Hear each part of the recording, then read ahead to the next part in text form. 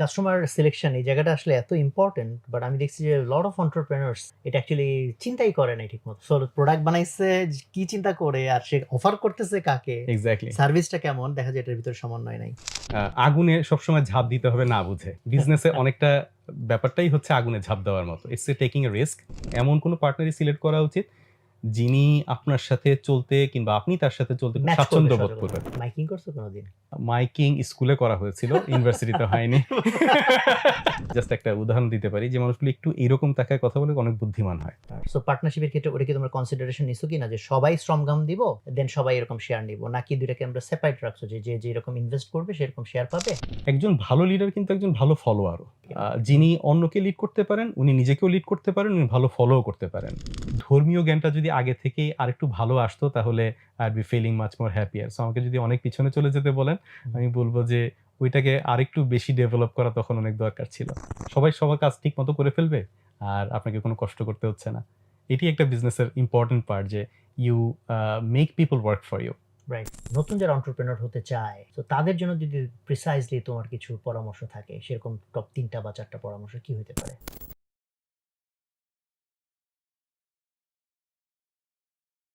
আসসালামু আলাইকুম, সুপ্রিয় দর্শক, ভালো আছেন আশা করি। উদ্যোক্তা কথার নতুন একটা পর্ব নিয়ে আপনাদের সামনে হাজির হলাম। আজকে আমাদের সাথে গেস্ট হিসেবে যিনি আছেন, আরিফুল হক সোহান। সো আরিফ অ্যাকচুয়ালি অনেক বড় বিজনেসম্যান মাশাআল্লাহ। বাট আমার ছোট ভাই, কারণ হচ্ছে যে বুয়েটে আমাদের 2 ব্যাচ জুনিয়র। সো ওরা এই অল্প বয়স বলা যাবে না, 40 প্লাস, তারপর অল্প বয়স। তো যা অ্যাচিভমেন্ট করেছে দিস ইজ রিয়েলি অ্যামেজিং। আমি খুবই অ্যাডমায়ার করি, রেসপেক্ট করি। সো আমরা আজকে ওদের সেই গল্পগুলোকে উঠিয়ে নিয়ে আসার চেষ্টা করব, যেখান থেকে একজন এন্টারপ্রেনারের জার্নি কেমন হয়, সেখান থেকে কি শেখার মতো জিনিস আসছে, সেখানে খুব ভালো ভালো কিছু উপাদান উঠে আসবে, আমি হোপফুল। আর অন্যান্য পর্বের মতো আজকেও একই ঘোষণা যে আজকের আলোচনা থেকে আপনারা যা শিখবেন সেটা আপনারা কমেন্টে সুন্দর করে গুছিয়ে লিখবেন, সেখান থেকে অন্তত 3 জনকে আমরা পুরস্কৃত করব। তো আমরা আলোচনায় চলে যাচ্ছি। তো সোহান, কি অবস্থা তোমার? আসসালামু আলাইকুম। ওয়ালাইকুম আসসালাম। আলহামদুলিল্লাহ ভালো আছি। আমি খুব খুশি যে তোমাকে আমরা আজকে এখানে ইনভাইট করতে পেরেছি এবং তুমি আসছো। সো তুমি করে বললাম। অবশ্যই। আমাদের ফর্মালিটি নাই। তো আমি তোমার এন্টারপ্রেনারশিপ জার্নির ভিতরেই বেশিরভাগ ঢোকার চেষ্টা করব। সো টোটাল বিজনেস অপারেশন এবং তার যত রকম ইয়েগুলো আছে, উপাদানগুলো আছে, সেগুলো যতটুকু ভিতরে যাওয়া যায়। বাট আমি শুরুতে খুব ক্যাজুয়ালি একটু জানতে চাইবো তোমার হিস্ট্রিটা খুব কুইকলি।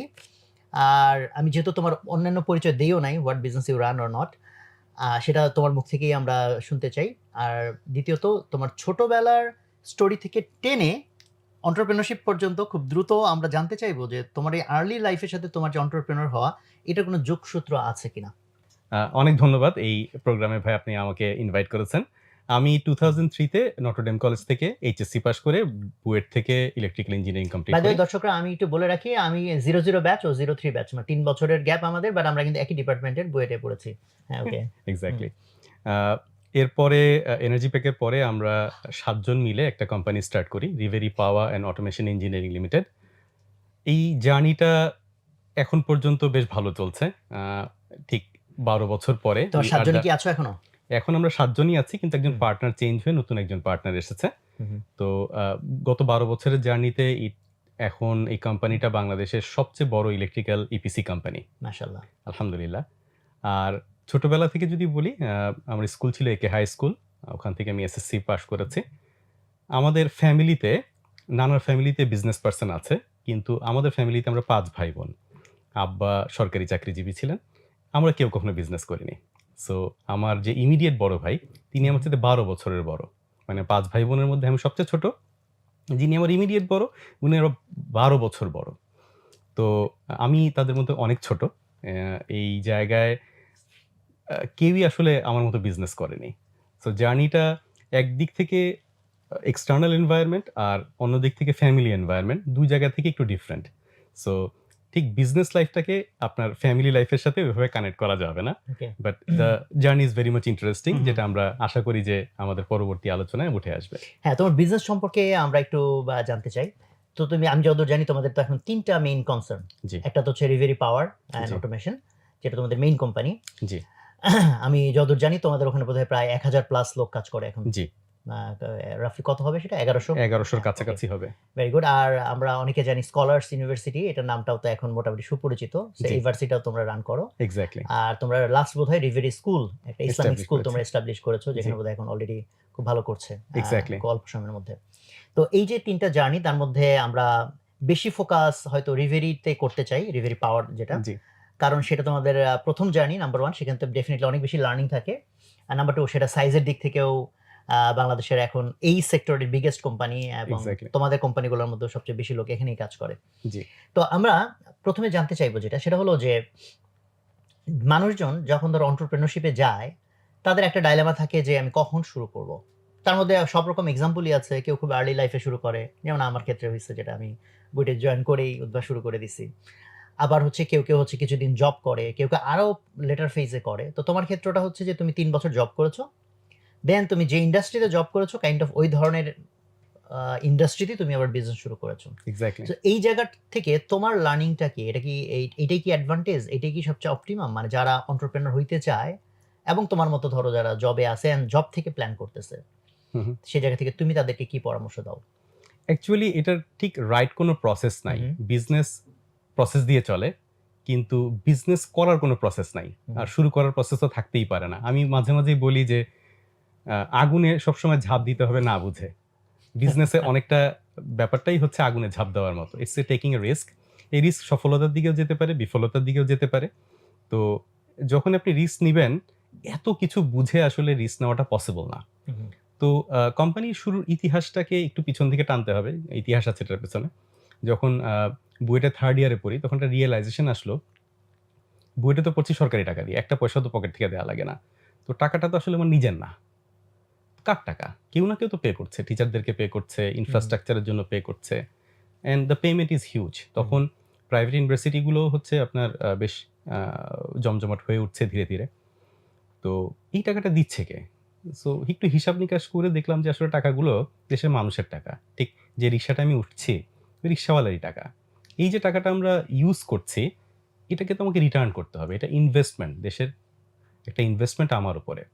তো এটাকে রিটার্ন করার একটা মাত্র ওয়ে হচ্ছে দেশকে সার্ভ করা। তো মোটামুটি আমি 3rd ইয়ার থেকেই একদমই ডিটারমাইন্ড আমি দেশে থাকবো। যেটা আসলে বুয়েটের কালচারের সাথে যায় না। অ্যান্ড ইউ নো যে হ্যাঁ, হ্যাঁ, বুয়েট ওটা তো তো একবার আমি বিদেশ আসলে দিয়েই রাখে। বুয়েটকে আমি একটু এক্সপোর্ট প্রসেসিং জোনই বলি। মানে দেশের টাকা ব্যয় করে দেশের একদম শীর্ষস্থানীয় যারা মেধাবী আছে তাদেরকে বাইরে পাঠানোটাই হচ্ছে বুয়েটের মূল উদ্দেশ্য কিংবা কালচারটাই এমন। হু, হু, তো 3rd ইয়ার আমি নির্ধারণ করে ফেলি যে দেশে থাকবো। এবং সমমনা কিছু ফ্রেন্ডদের সাথে হচ্ছে গিয়ে একই রকমভাবেই আমাদের ডিসকাশন আগায়। কিন্তু বিজনেসে কিভাবে আসবো কিংবা আদৌ আসা হবে কিনা এই প্রসেসটা সম্পর্কে আমার কিংবা তাদের কারোরই হচ্ছে পরিষ্কার কোনো আইডিয়া ছিল না। হু, হু, তো আমাদের যে বন্ধু গ্রুপটা ছিল, গ্রুপটা আমরা অনেকদিন পর্যন্তই হচ্ছে মেইনটেইন করেছি। আ আমি এনার্জি প্যাকে জবে ঢুকেছি। আমাদের এই ৩ জনের মধ্যে আমরা একটু বলে রাখা ভালো ৭ জনের মধ্যে ৩ জন আমরা ক্লাসমেট। আচ্ছা। মানে সো বুয়েটেরই ক্লাসমেট? বুয়েটেরই হু, হু, ক্লাসমেট। আ আমি এনার্জি প্যাকে জয়েন করেছি। আমাদের এক ফ্রেন্ড আছে জাহাঙ্গীর আল জিলানী। ও রহিম আফরোজে ঢুকলো। আর আব্দুর রহমান নোবেল ও আপনার সিমেন্সের একটা হাউস যেখানে সলিউশন হাউস ওখানে জবে ঢুকলো। তো এইভাবে জবও চলছিল। আর পাশাপাশি আমাদের একটা কমন প্ল্যাটফর্ম ছিল যেখানে গিয়ে আমরা একটু সময় কাটাতে পারতাম। আ এইটার একটা কাহিনী আছে। আমি আশা করি একটু পরে বলব সেটাকে। সেটা হচ্ছে যে আইবিতে আমরা একটা কোর্স পরিচালনা করতাম মাইক্রো কন্ট্রোলারের উপরে। তো সেখানে আমাদের একটা নিয়মিত কোনো না কোনোভাবে একটা মিটিং সেশন হতো। মানে এই ব্যস্ত জব লাইফের সাথেও আমরা ওখানে সপ্তাহে ১ দিন কিংবা মাসে ১ দিন এরকম কোনো একটা মানে একটা অ্যাসোসিয়েশন আমাদের মধ্যে হতো। একটা কমিউনিকেশন ছিল। তো হঠাৎ একদিন জিলানি বলল যে একজন ইনভেস্টর পাওয়া গেছে। সো উনি আমাদের সাথে বিজনেস করতে খুব আগ্রহী। বলে রাখা ভালো যে আপনার জিলানি জবের পাশাপাশি ছোট, ছোট কিছু বিজনেস করছিল। আ সো ওর হাতটা এই জায়গায় অনেক পাকা ছিল কিংবা মানে এই জায়গায় ওর ব্রেইনটা অনেক শার্প ছিল। তো ও প্রপোজাল পাওয়াতে আমরা একটু আশ্বস্ত হলাম। কারণ এই জায়গায় সে অনেক বেশি আ আ অভিজ্ঞ। ঠিক একই সময় এনার্জি প্যাকে যখন আমি ছিলাম, তখন আমরা ৪ জন কলিগ মিলে প্রায় একই রকমের একটা প্ল্যান করছিলাম। একটু ইম্যাচিউর ছিল প্ল্যানিংটা। কিন্তু প্ল্যান করছিলাম এবং ওই প্ল্যানিংটাও আগাচ্ছিল। যে আমরা আসলে একটা নতুন কোম্পানি শুরু করতে পারি কিনা। আ ২ টা আসলে প্যারালালি আগাচ্ছিল। তো আমি যেটা চিন্তা করলাম যে এই ২ টা গ্রুপকে নিয়ে একসাথে বসলেই মনে হয় সবচাইতে ভালো হয়। আর মনোমানসিকতার দিক থেকেও যাদের সাথে আমি মিশেছি এই গ্রুপটার সাথে, আ গ্রুপের সবাই খুব ভালো মানুষ। তো আসলেই কাজ হলো। মানে সবাই মিলে একটা ৭ জনের ৬ জনের সেটা একটা কত টিম। সালের কথা তাহলে? ১০ এটা না সরি ১৩-১৪? ২০১১ র ১ম দিকে কিংবা আচ্ছা। ১০ এর একদম শেষের দিকে। হুম, হুম। তো তারপরে আমরা আসলে আমাদের যিনি বর্তমান চেয়ারম্যান সাহেব আছেন, যিনি এখানে তার একটা ক্রেডিট দিতেই হয়। আমরা তাকে ইনভেস্টর বলি। আ তার সাথে হচ্ছে গিয়ে আমরা মিটিং করতে যাই। প্রায় বছরখানেক মিটিং চলে। মিটিং চলার পরে আমরা সিদ্ধান্ত নেই যে আমরা ধীরে, ধীরে একজন, একজন করে জব ছেড়ে আমরা রিভেরিতে জয়েন করব। তো একটা সময় তো বেতন আসতো। বেতন ভালোই আসতো। আমি যখন জব ছেড়েছি তখনও মানে একটা ভালো হ্যান্ডসাম সেলারি পেতাম। তো জিলানির তো তখন বাচ্চাও হয়ে গেছে। সো তারও একটা রিকোয়ারমেন্ট ছিল আ প্রতি মাসে সেলারি। তো আমরা আসলে জানতাম না যে প্রত্যেক মাসের সেলারিটা আসলে কিভাবে আসবে। হুম, বাট হুম। উই স্টার্টেড মানে চোখটা বন্ধ করে স্টার্ট করে দিয়েছি। স্টার্ট করার পরে যেটা হলো যে আপনার এনার্জি প্যাকে যে কাজটা করতাম, আ আমি যেটা করতাম সেটা হচ্ছে টেস্টিং কমিশনিং এর কাজ করতাম।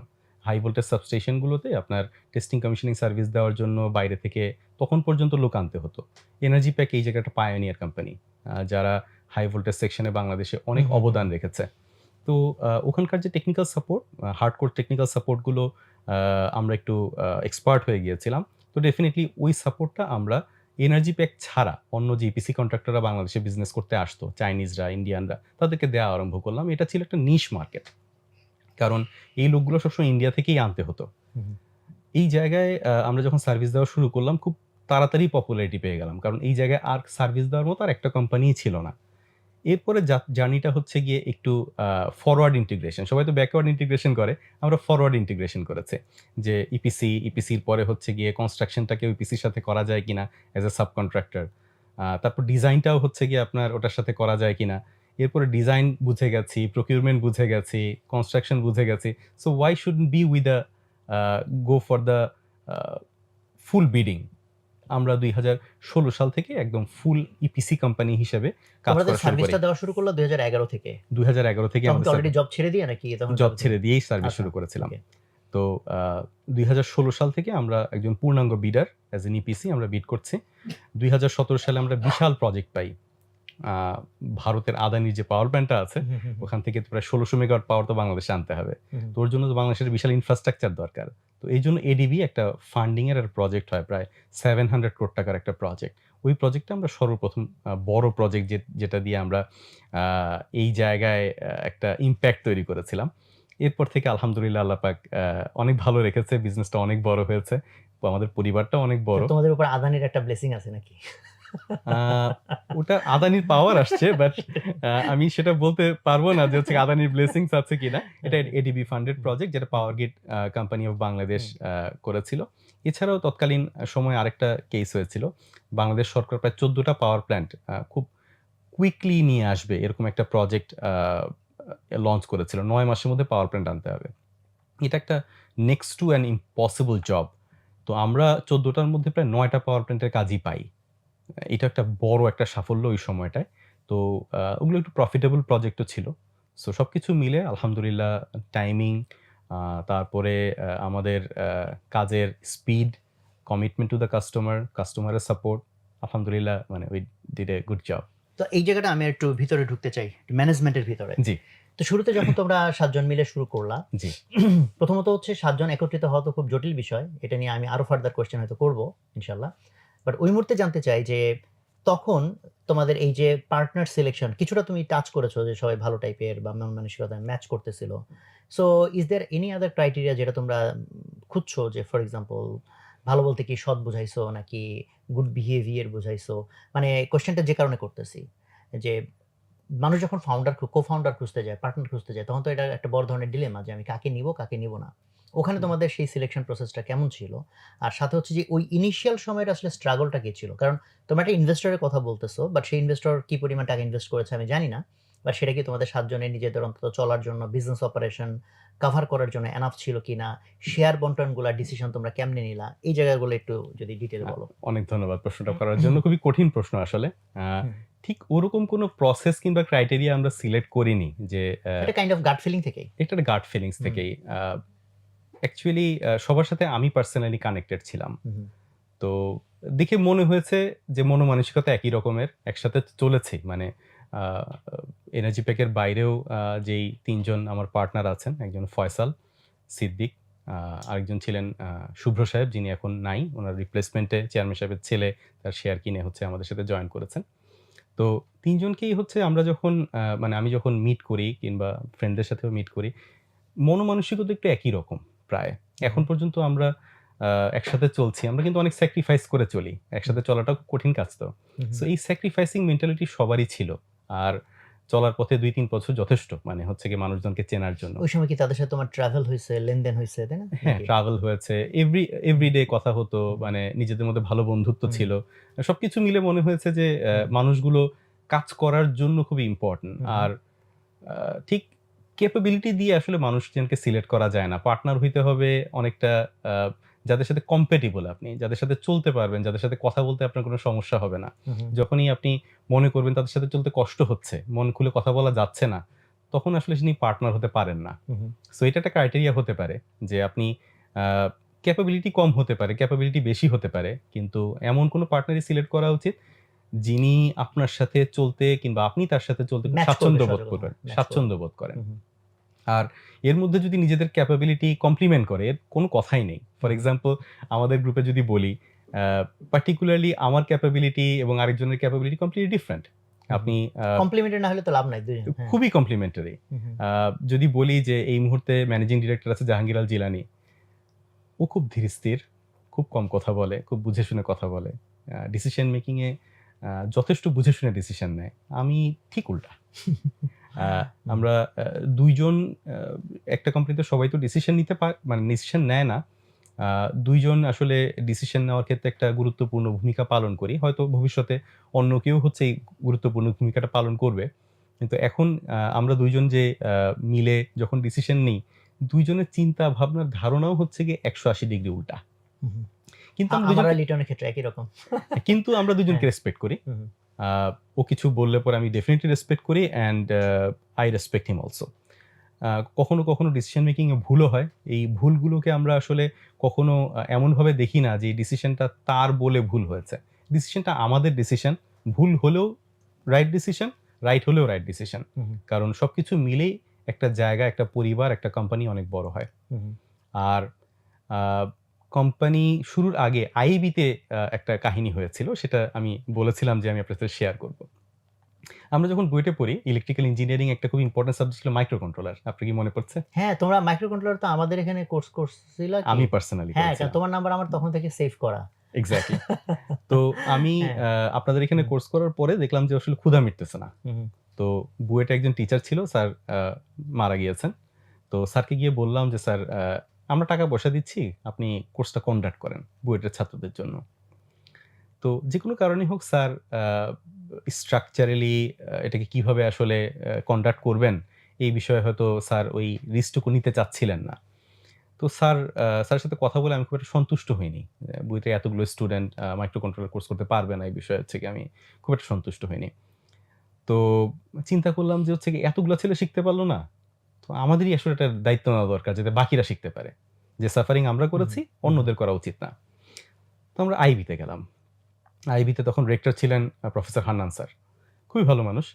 তো স্যারকে গিয়ে পুরোটা বিষয় বুঝায় বলার পরে স্যার রাজি হলেন যে, "তোমরা এখানে মাইক্রো কন্ট্রোলার কোর্স করো।" এরপরে স্যার টাকা-পয়সার ব্যবস্থা করে দিলেন। আমরা ল্যাব করলাম, আমরা মাইক্রো কন্ট্রোলার কোর্স শুরু করলাম। প্রায় ১৭ টা কোর্স আমরা কন্ডাক্ট করেছি আইবিতে। ঠিক এটার জন্যই আমাদের নিয়মিত একটা ইন্টারভ্যালে নিজেদের মধ্যে একটা দেখা সাক্ষাৎ হতো।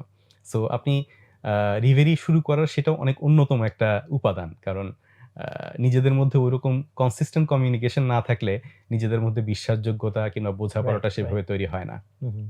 তো শুরুতে আরো যেটা জিজ্ঞেস করছিলাম যে তোমাদের শেয়ার স্ট্রাকচার বা ওই জিনিসগুলো যখন চিন্তা করছো যেমন কোয়েশ্চেনটা যে কারণে যখন কেউ এরকম পার্টনারশিপে যায় মোস্টলি বাংলাদেশে মুখে হয়ে যায় তখন অনেক জিনিস যেগুলো তারা সর্ট আউট করে না পরে ওগুলো নিয়ে দ্বন্দ্ব হয় তোমাদের ক্ষেত্রে সেটা কেমন ছিল আর নাম্বার 2 যেমন হচ্ছে কেউ সাইলেন্ট পার্টনার আর কেউ হইতেছে অ্যাক্টিভ পার্টনার সো পার্টনারশিপের ক্ষেত্রে ওটা কি তোমরা কনসিডারেশন নিছো কিনা যে সবাই শ্রমঘাম দিব দেন সবাই এরকম শেয়ার নিব নাকি দুইটাকে আমরা সেপারেট রাখছো যে যে যেরকম ইনভেস্ট করবে সেরকম শেয়ার পাবে বাদ বাকি সে শ্রম দিলে সেটার বিনিময়ে সে ইয়ে পাবে, একটা সম্মানই পাবে।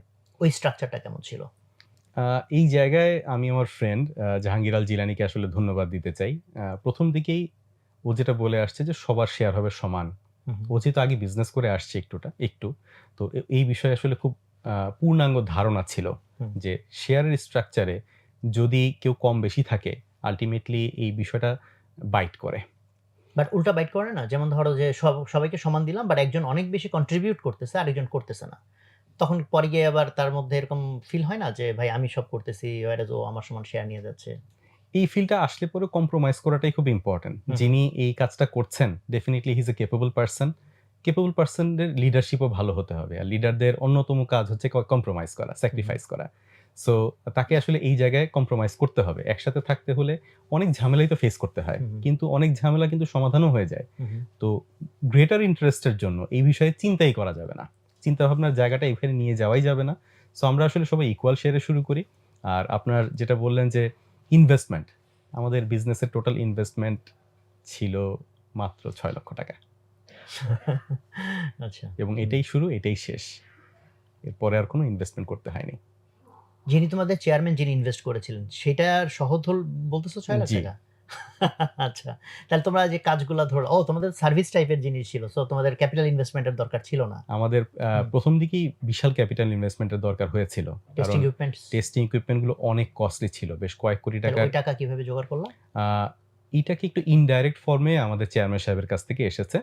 পার্টিকুলারলি আমরা উনার একটা বিল্ডিং বাসা ছিল ধানমন্ডিতে। সেটাকে আমরা ব্যাংকে মর্টগেজ করে ওখান থেকে একটা টাকা বের করেছিলাম। ও আচ্ছা। না এটা কেনার জন্য। সেই হিসেবে এটাকে তুমি সেটাকে ইনভেস্টমেন্ট বলতে হবে। বলতে পারি।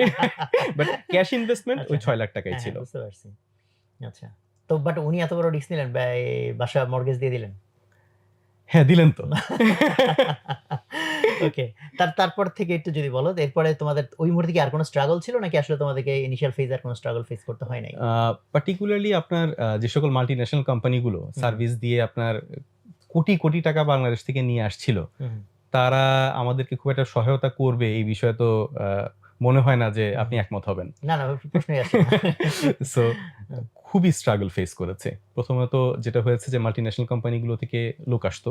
বিভিন্ন জায়গা থেকে পার ডে $1,000, $1,500 আর আমাদের একটা প্রজেক্টের ভ্যালুই থাকতো সবকিছু মিলে আপনার ৳২০,০০,০০০, ৳২৫,০০,০০০। হুম, সো ওরা ১ বছর ধরে সার্ভিস দিলে পরে ৳৩,০০,০০,০০০ বিল আসবে আর হচ্ছে গিয়ে আমরা সার্ভিস দিলে ৳২০,০০,০০০ বিল আসবে। হুম, হুম। তো এই জায়গায় ওদের বেশ ক্ষতি হয়ে যাচ্ছিল।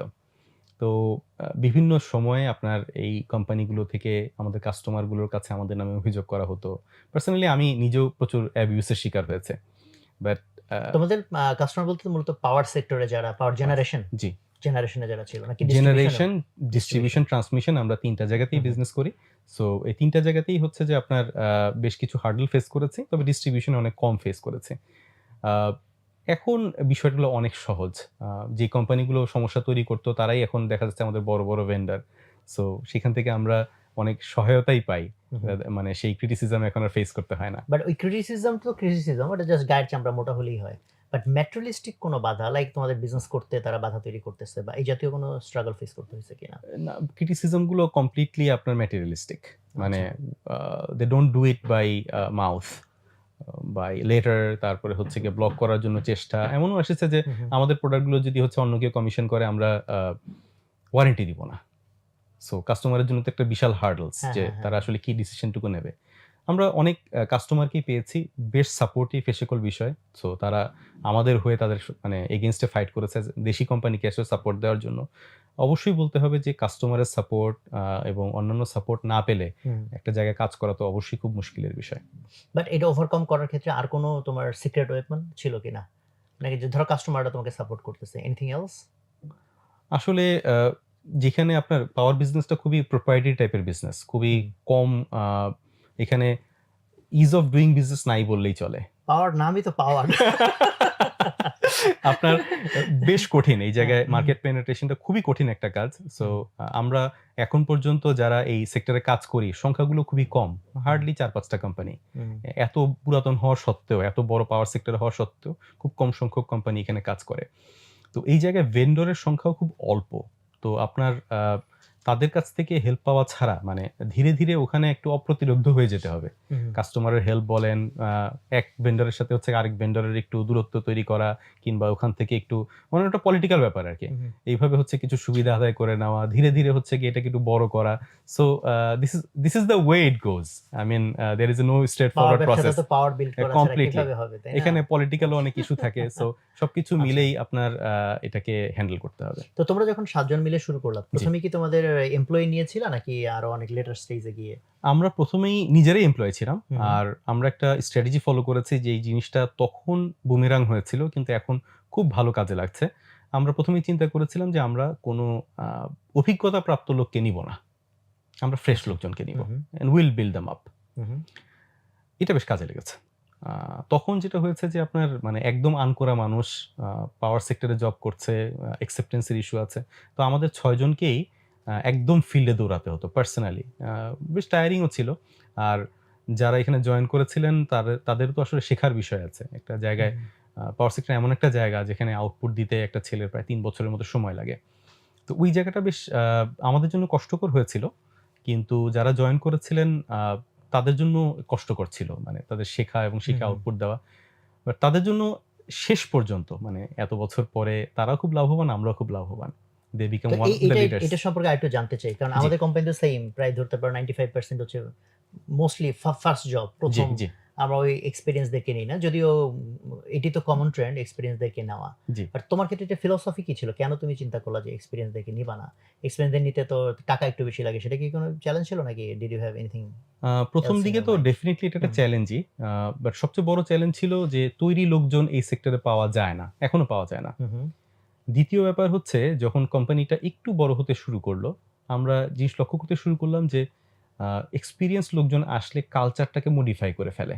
ওকে। এক্সপেরিয়েন্স লোকজন বাইরে থেকে একটা কালচারও নিয়ে আসে। হ্যাঁ, তাকে আগে আনলার্ন করাইতে হয়। সেটা আসলে একটা অসম্ভব বিষয়। তো আরেকটা জিনিস আমাদের খুবই দরকার ছিল কোম্পানির প্রতি ওনারশিপ। ফার্স্ট জব অনেকটা একটু ফার্স্ট লাভের মতো, মানে মানুষজন ভুলতে পারে না। Right, right. সো যখন একটা ছেলে এখানেই তার জবটা ক্যারিয়ারটা শুরু করে, তখন এর প্রতি যে মায়াটা তৈরি হয়, যে ওনারশিপ তৈরি হয়, এটা কখনো একটা অভিজ্ঞতা সম্পন্ন মানুষকে দিয়ে আসলে আনাটা সম্ভব না। এখন পর্যন্ত যারা আমাদের কোম্পানির টপ পজিশনগুলোতে আছে, দেখা যাবে যে কোম্পানির বয়সও যেমন, তাদের মানে এখানে চাকরির বয়সও তত।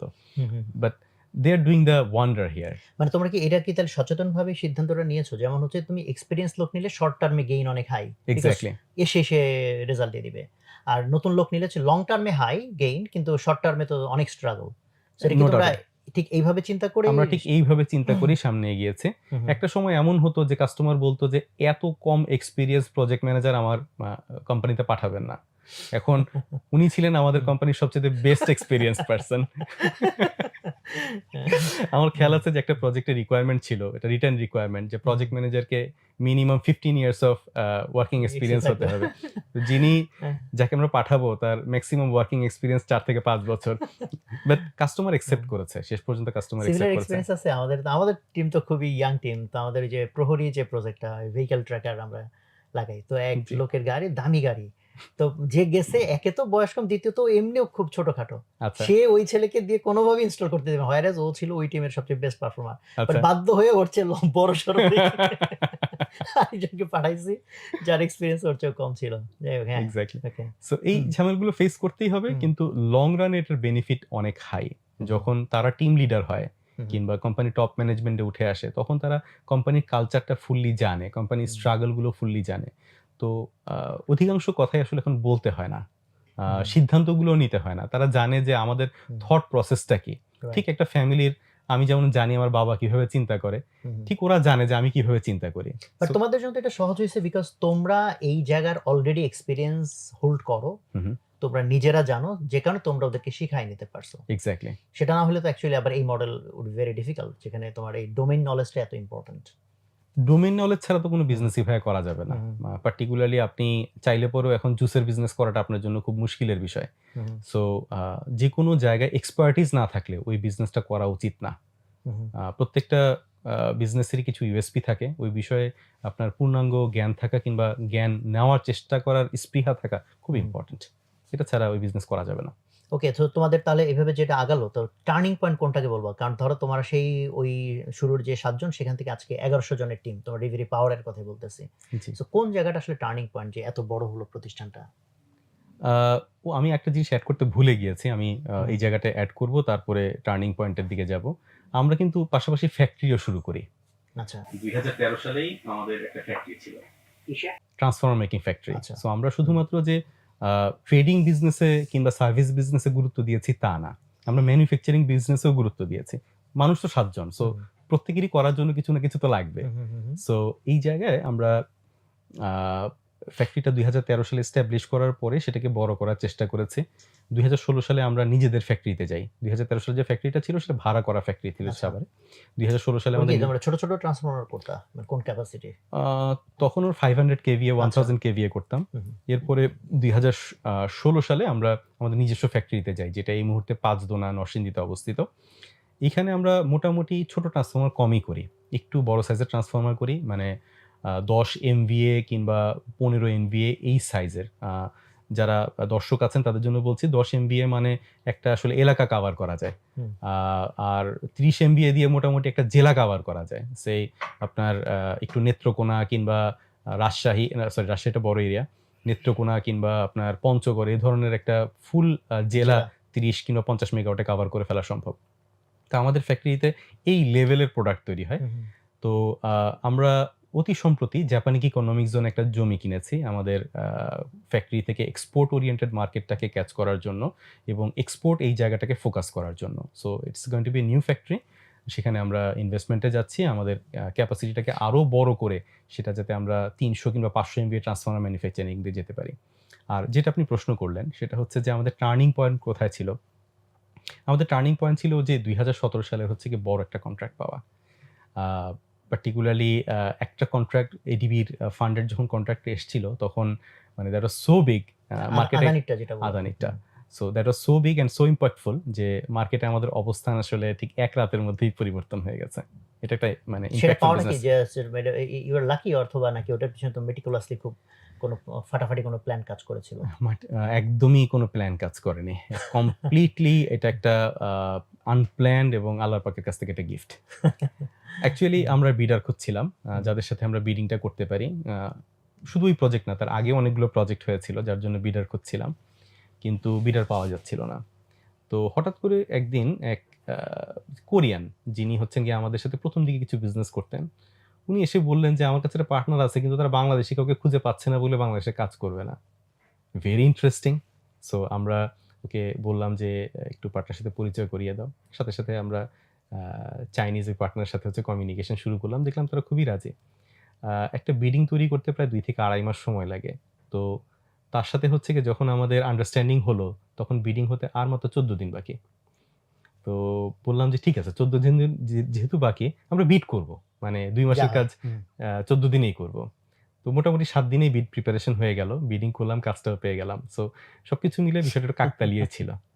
আচ্ছা। আর বিজনেস করতে গেলে এরকম অনেক কাকতালীয় বিষয় সামনে আসে। হুম, হুম, যেটা বোঝা যায় যে আল্লাহ এখানে আমাকে সাহায্য করছেন। হুম, সো খুব meticulously প্ল্যান করে আপনার বিজনেসের সব জায়গা আগায় না। হুম, হুম। একটু আ অনেক জায়গায় ব্লেসিংস এর দরকার হয়। তো আল্লাহ আমাদেরকে হেল্প করেছেন এই জায়গায়। তো তারপর থেকে তো অ্যাকচুয়ালি তোমার এই রিভেরির বিজনেসে কি আর কোনো বড় চ্যালেঞ্জ এ পড়তে হয়েছে? নাকি এরপর মোটামুটি স্মুথলি জাস্ট বিজনেস গ্রো করেছে over the time? A financial issues ছাড়া তেমন কোনো চ্যালেঞ্জে পড়তে হয়নি। বিজনেস যখনই গ্রো করতে থাকে তখনই তো আপনার ক্যাশ ক্যাপিটাল দরকার হয়। হুম, হুম। যেটা আমরা ব্যাংক কিংবা নিজস্ব সোর্স থেকে হচ্ছে গিয়ে আপনার জোগাড় করার চেষ্টা করেছি। এছাড়া খুব বড় আপনার চ্যালেঞ্জে আমাদেরকে পড়তে হয়নি। ডেফিনিটলি বিভিন্ন কম্পিটিটর আসবে। কম্পিটিটরস উইল কাম, এটা বোঝার জন্য যে মার্কেটে হয়তো অনেক প্রফিট আছে।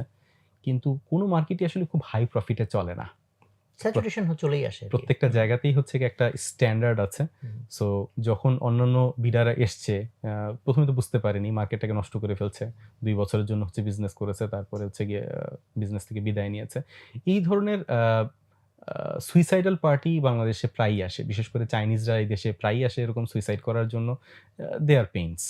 সো যতদিন না হুম। পর্যন্ত হচ্ছে তারা কমপ্লিটলি ফিন্যান্সিয়ালি মারা যাচ্ছে, ততদিন পর্যন্ত হচ্ছে মার্কেটটাকে একটু ধ্বংস এনজয় করতে করে। থাকে, এনজয় হুম। করতে থাকে। সো তারা চলে গেলে পরে আসলে মার্কেটটা আবার একটু হেলথি হয়। সো ইটস একটা হুম। প্রসেস, যেটা প্রসেস হুম। দিয়ে আমরা মানে বেশ অনেক বছর দিয়ে যাচ্ছি এবং সামনে আরো এই ধরনের পার্টি আসবে, আমরা ফেস করব, এন্ড উই অ্যাকসেপ্ট ইট।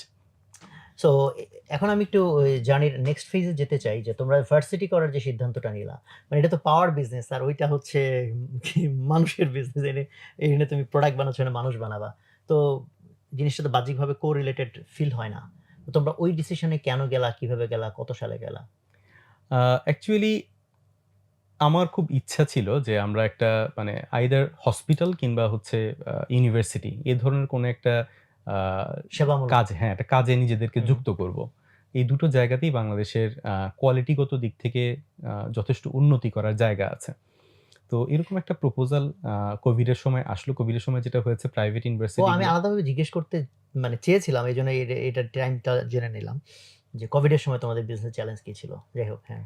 আ কোভিডের সময় অনেকগুলো প্রাইভেট ইউনিভার্সিটি আসলে নিজেরা রান করতে পারছিল না। প্রায় বছরখানেক অনেক টার্বুলেন্স এর মধ্যে দিয়ে যাওয়ার পরে প্রাইভেট ইউনিভার্সিটি গুলো আপনার অনেক প্রবলেমের মধ্যে পড়েছে। তো এই জায়গায় হঠাৎ করে একজনের সাথে দেখা হয়ে গেল, যিনি পার্সোনালি খুব ভালো মানুষ। এখনো উনি ইউনিভার্সিটির চেয়ারম্যান। আ তো স্যার যেটা হয়েছে যে আপনার উনি বিজনেসম্যান না। বিজনেস ব্যাকগ্রাউন্ড থেকে আসেন না। Is a job holder. যেকোনোভাবে হোক একটা লাইসেন্স পেয়েছে ইউনিভার্সিটির। কিন্তু এটাকে রান করার জন্য যে ক্যাশ ক্যাপিটাল দরকার ছিল, বিশেষ করে কোভিডের মুহূর্তে, এটা উনার কাছে ছিল না। তো আসলে ইউনিভার্সিটিটা ফেইল করছিল। মানে it's about to be collapsed. তো স্যারের সাথে মিট করে দেখলাম যে মানে উনার সাথে কাজ করা যায়। So we have been co-opted to the board of trustees of university of scholars. এরপর থেকে ২০২১ সালের মার্চ থেকে মোটামুটি রিভেরি ম্যানেজমেন্ট ইউনিভার্সিটি অফ স্কলার্সটাকে রান করছে। আর ওই সময় তোমার কোভিডের সময় কি তোমাদের পাওয়ার বিজনেস এর স্ট্রাগল ছিল কোনো? নাকি না ওইটা কোভিডের সময় সব দিক থেকেই স্ট্রাগল গিয়েছে। হুম। আ পাওয়ার বিজনেস স্ট্রাগল তো গিয়েছে তো অবশ্যই। কোম্পানি অনেকদিন বন্ধ ছিল। অপারেশন খুব একটা হয়নি। কোভিডের আগে ঠিক আগে যেটা হয়েছে, আমাদের প্রজেক্টের পরিমাণ ছিল খুবই কম। আমরা খুবই একটু মর্মাহত ছিলাম এই বিষয়ে। তবে মানে আল্লাহর প্ল্যানটাই হচ্ছে গিয়ে এরকম যে পরবর্তীতে বোঝা যায় যে কোনটা ভালো কোনটা মন্দ। যখন কোভিড শেষ হলো, মানে কোভিডের সময় আমাদের খুব বেশি কাজ ছিল না। কোভিডটা যখন শেষ হলো, প্রত্যেকটা জিনিসপত্রের দাম প্রায় দ্বিগুণ হয়ে গেছে।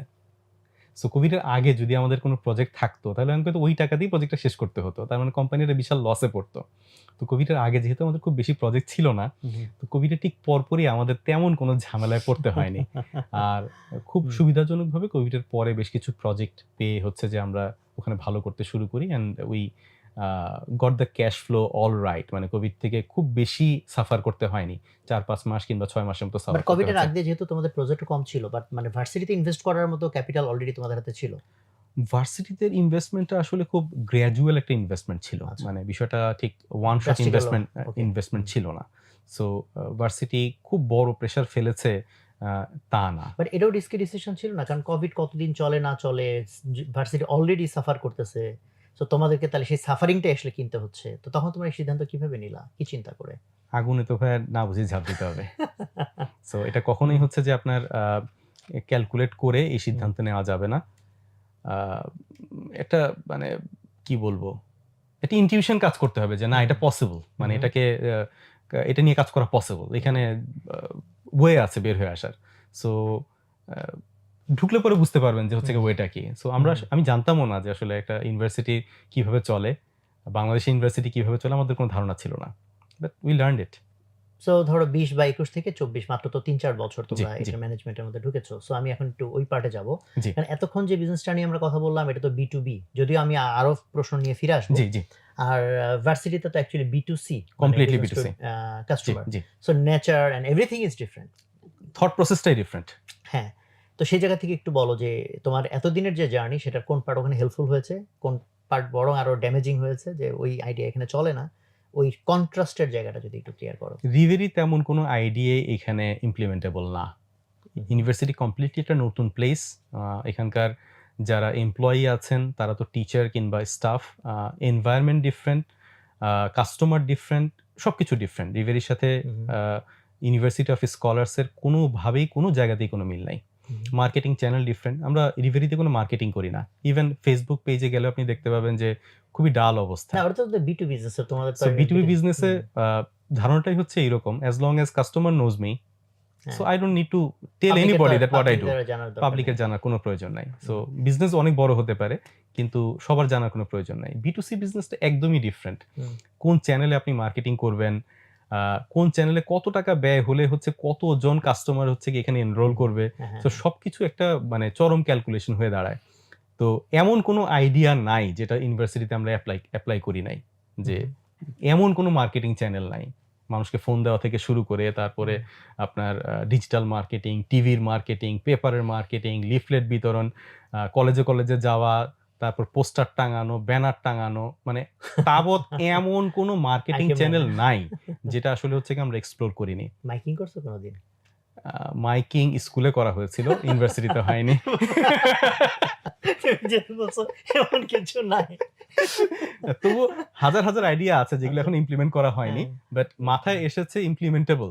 ইভেন হচ্ছে গাড়ির পিছনে স্টিকার লাগানো, বাসের পিছনে লাগানো, হ্যাঁ মানে সবই ইমপ্লিমেন্ট করা হয়েছে। অনেক বছর মানে বেশ অনেক দিন যাবত এটাকে ইমপ্লিমেন্ট করতে করতে একটা জায়গায় আসা যায় যে এই মার্কেটিং চ্যানেলটা আপনার সবচেয়ে বেশি কার্যকর। অবশ্যই মানে মার্কেটিং এর জন্য আপনার নির্দিষ্ট বাজেট থাকে। এই বাজেটটা আপনাকে এমনভাবে ব্যয় করতে হবে যাতে ম্যাক্সিমাম মানুষের কাছে আপনার নামটা গিয়ে পৌঁছায়। তো ইউনিভার্সিটি মার্কেটিং এর জন্য একটা বিশাল চ্যালেঞ্জ। তো আমরা অনেক দিন ধরে এটা গবেষণা করতে করতে দেখেছি না, এই 2-3টা চ্যানেলে হচ্ছে কি আমরা যদি কোন 2-3টা ভালো কাজ করে, পার্টিকুলারলি আমাদের ইউনিভার্সিটির জন্য এখন আমরা 3টা মেজর অ্যাডভার্টাইজিং চ্যানেল ইউজ করি। একটা হচ্ছে ফেসবুক, যেখান থেকে সবচেয়ে বেশি কার্যকর হয় মানে দামের হিসাবে। আপনি যে কোনো জায়গাতেই আপনি আনলিমিটেড টাকা ইনভেস্ট করতে পারেন, কিন্তু দেখতে হবে যে কোন জায়গা থেকে রিটার্ন সবচেয়ে বেশি আসে। ফেসবুক থেকে রিটার্ন সবচেয়ে বেশি আসে। বাট ওখানে কি তোমাদের যখন ভর্তি বা সার্টেন সেমিস্টার ওপেন হচ্ছে, এইটাকে কেন্দ্র করে মার্কেটিং নাকি ওভারঅল ব্র্যান্ড এস্টাবলিশমেন্টের? ব্র্যান্ড এস্টাবলিশমেন্টের marketing.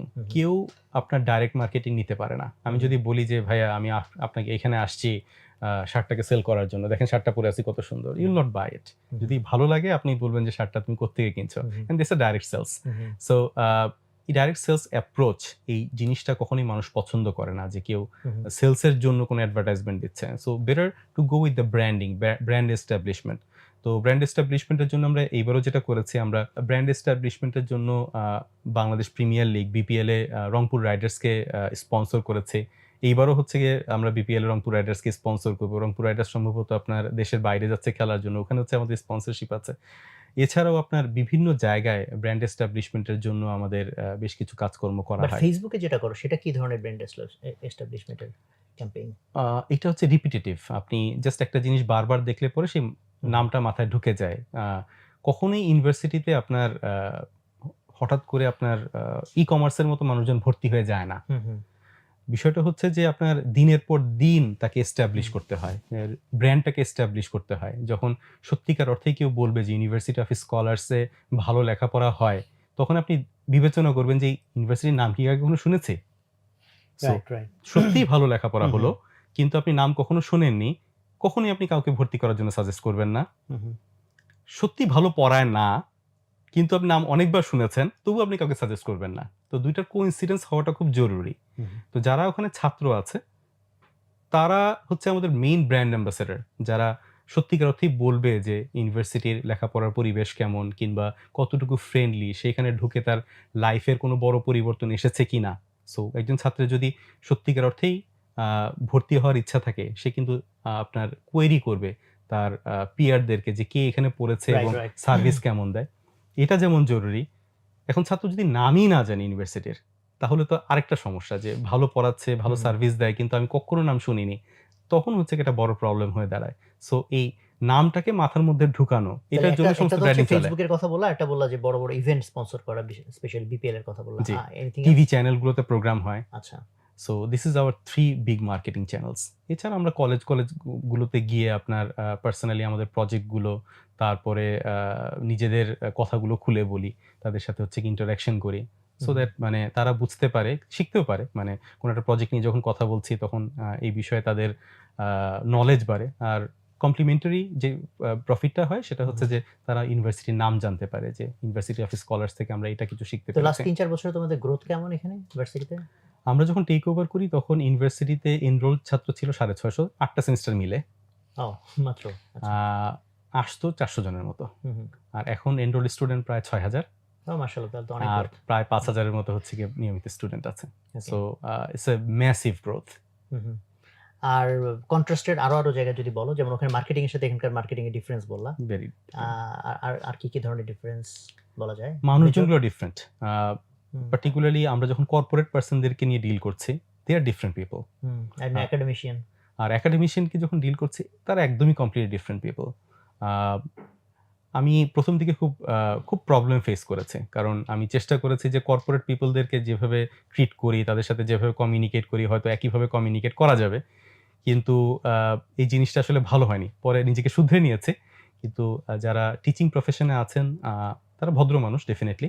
But way of handling them, way of talking to them, way of making them work, this is different way that the corporate world works.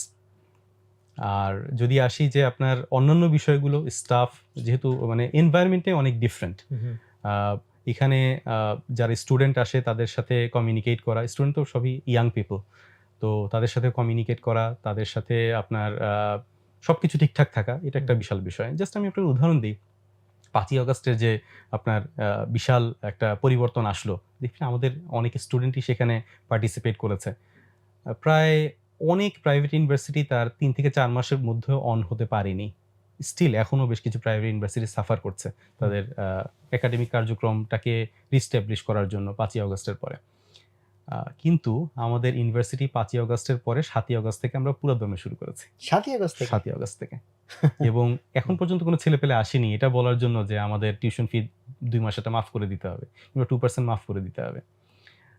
বিষয়টা আমি এজন্য বলতে চাচ্ছি যে তারাও ইউনিভার্সিটিটাকে ওন করে, টিচাররাও ওন করে। এই ওনারশিপ ট্রান্সফার করাটাই হচ্ছে গিয়ে একটা মূল কাজ। যখন আপনি কাজটা করে দিতে পারবেন, definitely you are a great leader. ঠিক আছে, ভালো জায়গায় শেষ করছো, বিকজ এর পরের প্রশ্নে আমি কালচার এসে যেতাম। অলরাইট। তো লিডারশিপ ম্যানেজমেন্টের ওই জায়গাটাতে ফোকাস করতে চাইবো।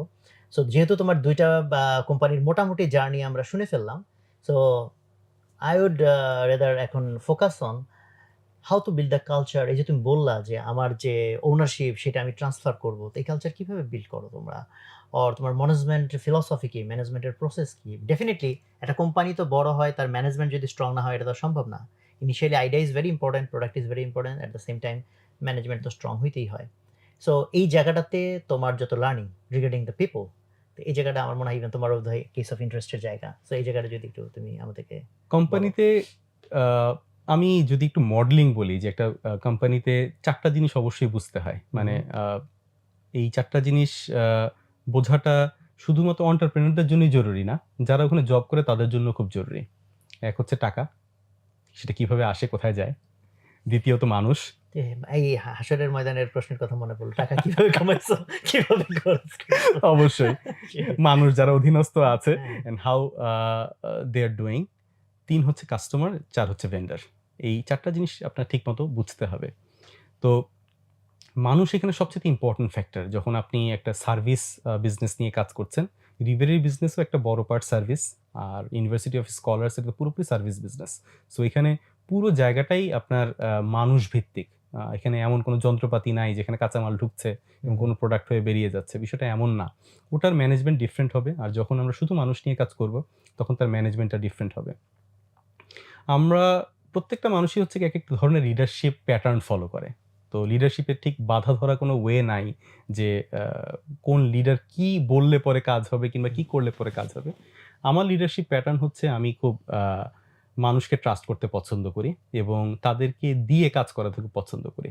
ট্রাস্টওয়ার্দি মানুষ না হলেও নাকি তুমি ট্রাস্টওয়ার্দি মেক শিওর করো যে আমি ট্রাস্টওয়ার্দি পিপলকে শুধু অনবোর্ড এটা একটা গার্ডস কাজ করে। মানে কখনো ট্রাস্টওয়ার্দি মানুষকে মনে করেছি মানুষ ট্রাস্টওয়ার্দি, কিন্তু উনি ট্রাস্টওয়ার্দি ছিলেন না, ক্ষতি হয়েছে, সেটা অনেকবারই হয়েছে। কিন্তু যখন আমি একদম শেষের হিসাবটা করি, সামেশন করি, তখন দেখা যায় যে বিশ্বাস করে যতটুকু লাভবান হয়েছি, অবিশ্বাস করে হচ্ছে কি ক্ষতি হয়েছে তার চেয়ে তো অনেক কম। অনেকে হয়তো সেন্টেন্সটা ধরতে পারবে না। আচ্ছা, যাই হোক। আমি আবার বলছি যে বিশ্বাস করে তো আমি লাভবান হয়েছি, আর বিশ্বাস করে ক্ষতিগ্রস্ত হয়েছি, তবে ক্ষতির পরিমাণটা পার্সেন্টেজে অনেক কম। So better to go with the বিশ্বাস, যদিও কিছু জায়গায় আপনার ক্ষতি হবে। আপনি কখনোই কোনো জায়গায় পারফেকশন আশা করতে পারেন না যে ঠিক এই পাথওয়েতে আপনি 100% সাকসেস পাবেন। তবে বিশ্বাস করে যেটা লাভ হয়েছে, ফ্লেক্সিবিলিটি দিয়ে যে লাভ হয়েছে, খুব তাড়াতাড়ি সেকেন্ডারি লিডাররা বিল্ড আপ হয়। যখন তারা নিজেরা ডিসিশন নিতে পারে, যখন তারা মনে করে যে তাদের প্রাইমারি লিডার যে আছেন, তারা আমার কোনো ডিসিশনে, ভালো ডিসিশনে বাধা দিবেন না। তারা আমাকে বিশ্বাস করেন এবং আমার ডিসিশনকে সম্মান করেন, আমাকে সম্মান করেন। তখন দেখা যায় যে আপনার তার নিজস্ব ক্রিয়েটিভিটি তৈরি হয়। They become the secondary leader very fast. So ওই জায়গাটা আমরা আলহামদুলিল্লাহ বেশ ভালোভাবে এক্সপ্লোর করতে পেরেছি। বাট In এটা both of তো the তুমি কি cases. একটা কথা বললা যে এটা তোমার পার্সোনাল লিডারশিপ স্টাইল।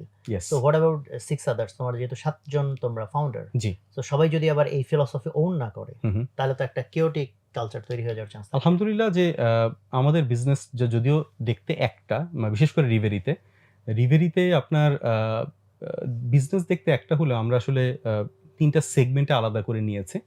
তো ৩ টা সেগমেন্টে আসলে একটু ৩ ধরনের লিডারশিপই চলে। বাট একেকজনের লিডারশিপ একেক রকমের হলেও কার্যকারিতাটা একই রকমের। আমি এটা জিনিসটা খুব এনজয় করি।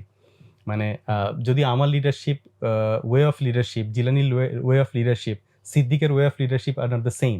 But all are workable.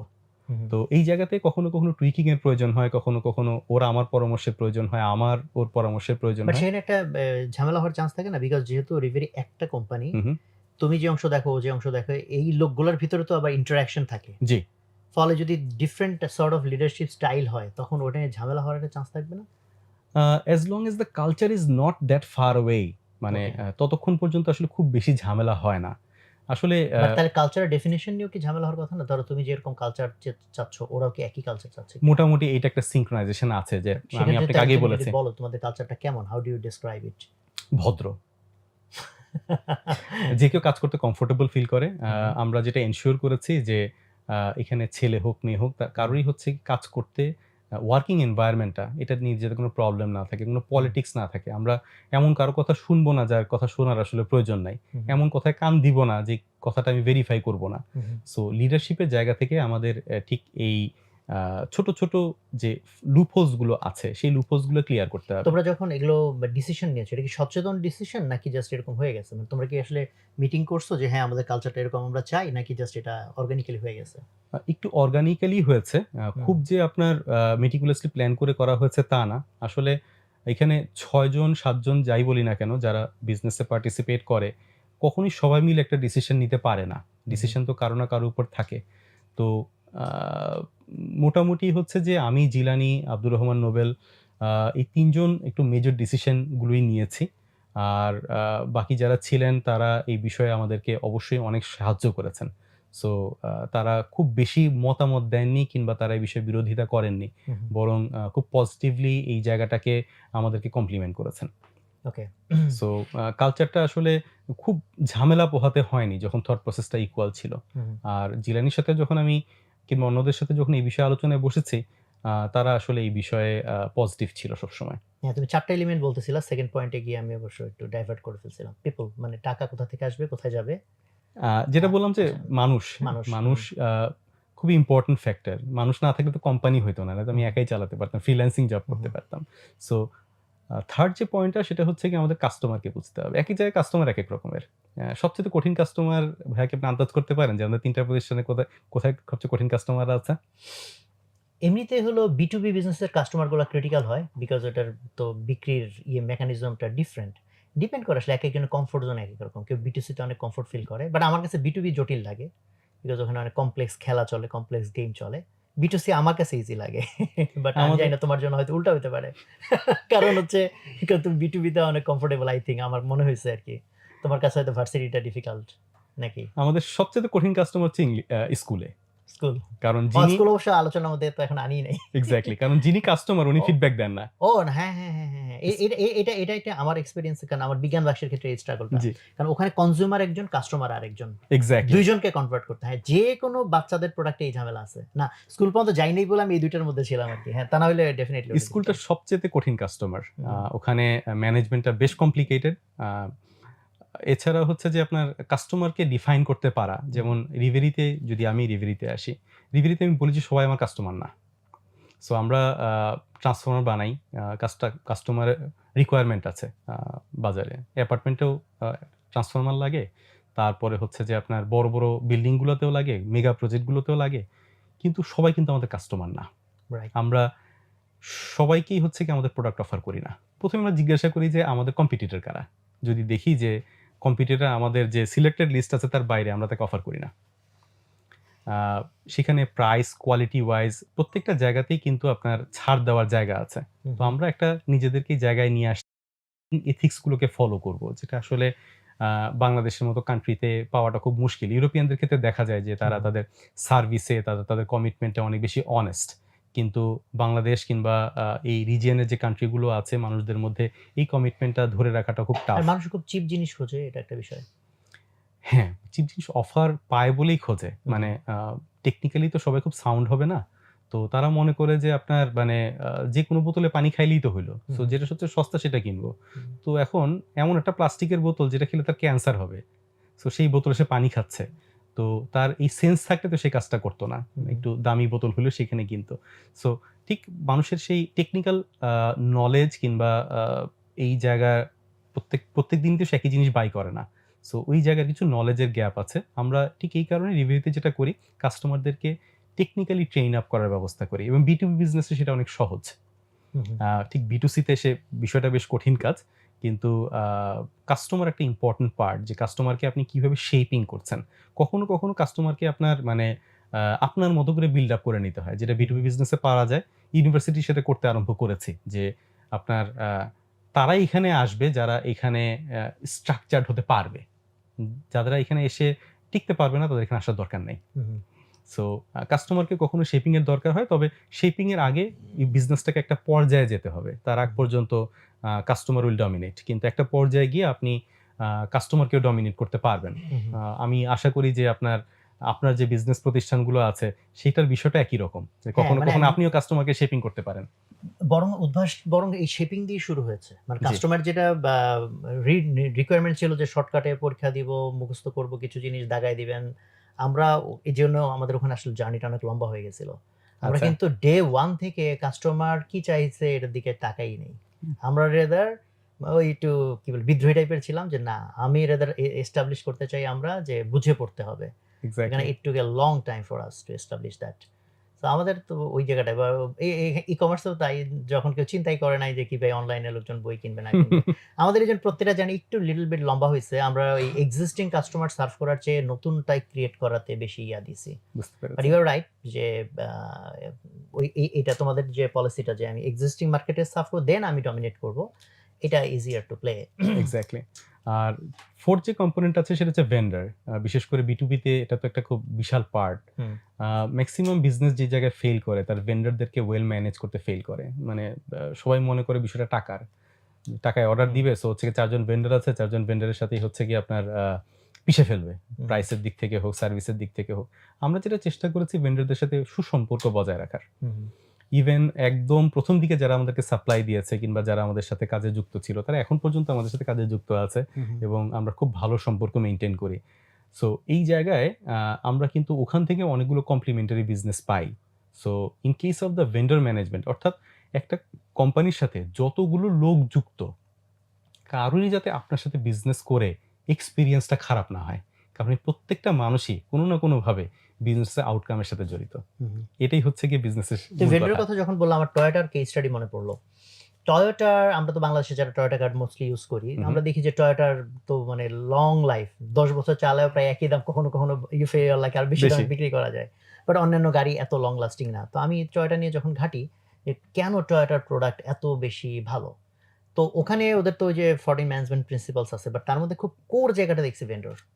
যে ওরা ওদের ভেন্ডরকে এমনভাবে গ্রো করে, তাকে এমনভাবে হেল্প করে, মানে এভরি মিনস পসিবল।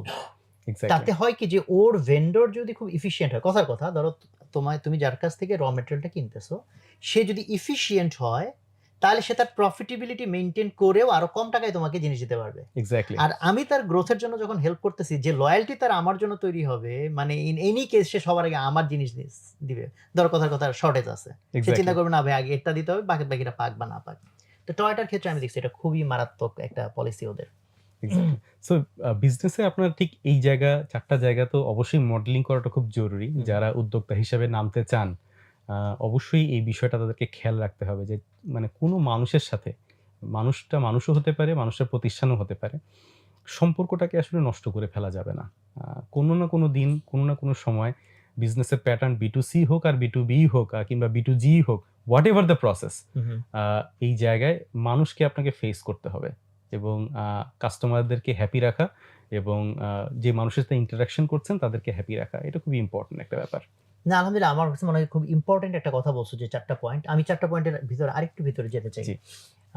পিপল পয়েন্টটাতে আরেকটু ভিতরে এই জন্য যেতে চাই যে যখন তোমরা পিপল রিক্রুট করো তখন আসলে কি চিন্তা করে করো? যেমন বলতেছো তোমাদের একটা এক্সিস্টিং কালচার আছে, তাহলে এক্সিস্টিং কালচারে আমি এমন লোক নিতে পারি, ধরো অনেক মেরিটোরিয়াস, বাট যেটা বললা যে ভদ্র কালচার, বাট সে ভদ্র না, ধরো একটু অ্যারোগ্যান্ট বা বাকিদের সাথে মিলতে চায় না।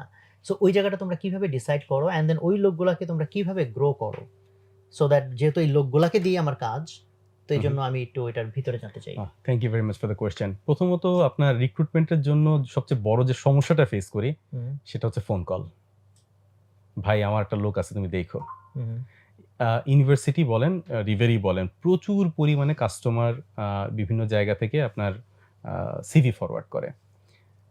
এই জায়গায় প্রথমে যে কাজটা করি সেটা হচ্ছে গিয়ে কাউকেই গুরুত্ব দিই না। রিক্রুটমেন্টের ক্ষেত্রে আমরা ইন্ডিপেন্ডেন্ট। এই জায়গাটাকে এনশিওর করার জন্য প্রায় প্রত্যেকটা রিক্রুটমেন্টে আমি নিজে থাকি। এখানে আমরা কয়েকটা জিনিস দেখি, সেটা হচ্ছে গিয়ে আপনার তার নলেজ ডেপথ কীরকম। 4টা জায়গা হচ্ছে গিয়ে আমি পার্সোনালি হচ্ছে গিয়ে লিখে রাখি তার সিভির পেছনে, যে এই 4টা জায়গা আমি দেখব। তার নলেজ বেস কি, এটা কিভাবে টেস্ট করো? রিটেন এক্সাম নিয়ে নাকি? তার রিটেন এক্সাম হয়, তার ইন্টারভিউ হয়, তারপর হচ্ছে গিয়ে আমার কাছে একটা ইন্টারভিউ হয়। সো তার মোটামুটি হচ্ছে নলেজ কীরকম। ডেফিনেটলি আমরা আইনস্টাইন চাই না, খুব বেশি নলেজেবল পার্সন এখানে দরকার নাই। যেই মানুষটা আপনার 3-4 বছর ধরে একই কাজ করবে, আলটিমেটলি ওই জায়গার এক্সপার্ট সে হয়েই যাবে। সো একটা ন্যূনতম একটা মানে জানার আগ্রহ সম্পন্ন মানুষই মানে তাহলে যথেষ্ট। কি তুমি নলেজ খোঁজো নাকি বুদ্ধিমত্তা খোঁজো, নাকি নলেজ বলতে আসলে কি খোঁজো? তার চিন্তা করার ক্ষমতা, নাকি তার অলরেডি নতুন কিছু ইনফরমেশন আছে কিনা? শেখার চিন্তা ভাবনা, লার্নিং অ্যাবিলিটি। Learning ability. কারণ সে এক সময় না এক সময় শিখেই নিবে। বাংলাদেশের শিক্ষা ব্যবস্থার যে অবস্থা, তাতে সে খুব শিখে আসবে একটা ফ্রেশ ছেলে, আমি কখনোই এক্সপেক্ট করি না। তো আমি তাকে জিজ্ঞাসা করি যে আসলে কোন জায়গা থেকে প্রশ্ন করলে পরে তুমি একটু কমফোর্টেবলি অ্যান্সার দিতে পারবে, আমাকে জায়গাটা ঘুগালি বলো, আমি তোমাকে ওই জায়গা থেকে প্রশ্ন করছি। সো প্রশ্ন করার পরেই বোঝা যায় ডেফিনেটলি আমরা এমন প্রশ্ন করি যেগুলো আসলে খুব বইয়ে পাওয়া যায় না। সো যদি দেখি যে সে অ্যান্সার দিতে পারছে কিংবা অ্যান্সারটা খুব কাছাকাছি যাচ্ছে, সে তার নলেজের ভালো ইউজ করছে, তখনই বুঝে ফেলি যে ওর শেখার আগ্রহ আছে কিংবা শিখতে পারবে। দ্বিতীয় যে জায়গাটা আমি দেখি সেটা হচ্ছে লিডারশিপ ক্যাপাবিলিটি। এটা একটা kind of little big psychometric analysis. এই জায়গাটা আসলে আমাকে অনেক শার্পলি ডিল করতে হয়, যে অনেকদিন ধরে করতে করতে ভাই একটু হয়ে গেছে, মানে অভ্যস্ত হয়ে গেছে। ডেফিনেটলি তার চোখের দিকে আমি তাকাই। জাস্ট একটা উদাহরণ দিতে পারি, যে মানুষগুলো একটু এরকম তাকায় কথা বলে অনেক বুদ্ধিমান হয়।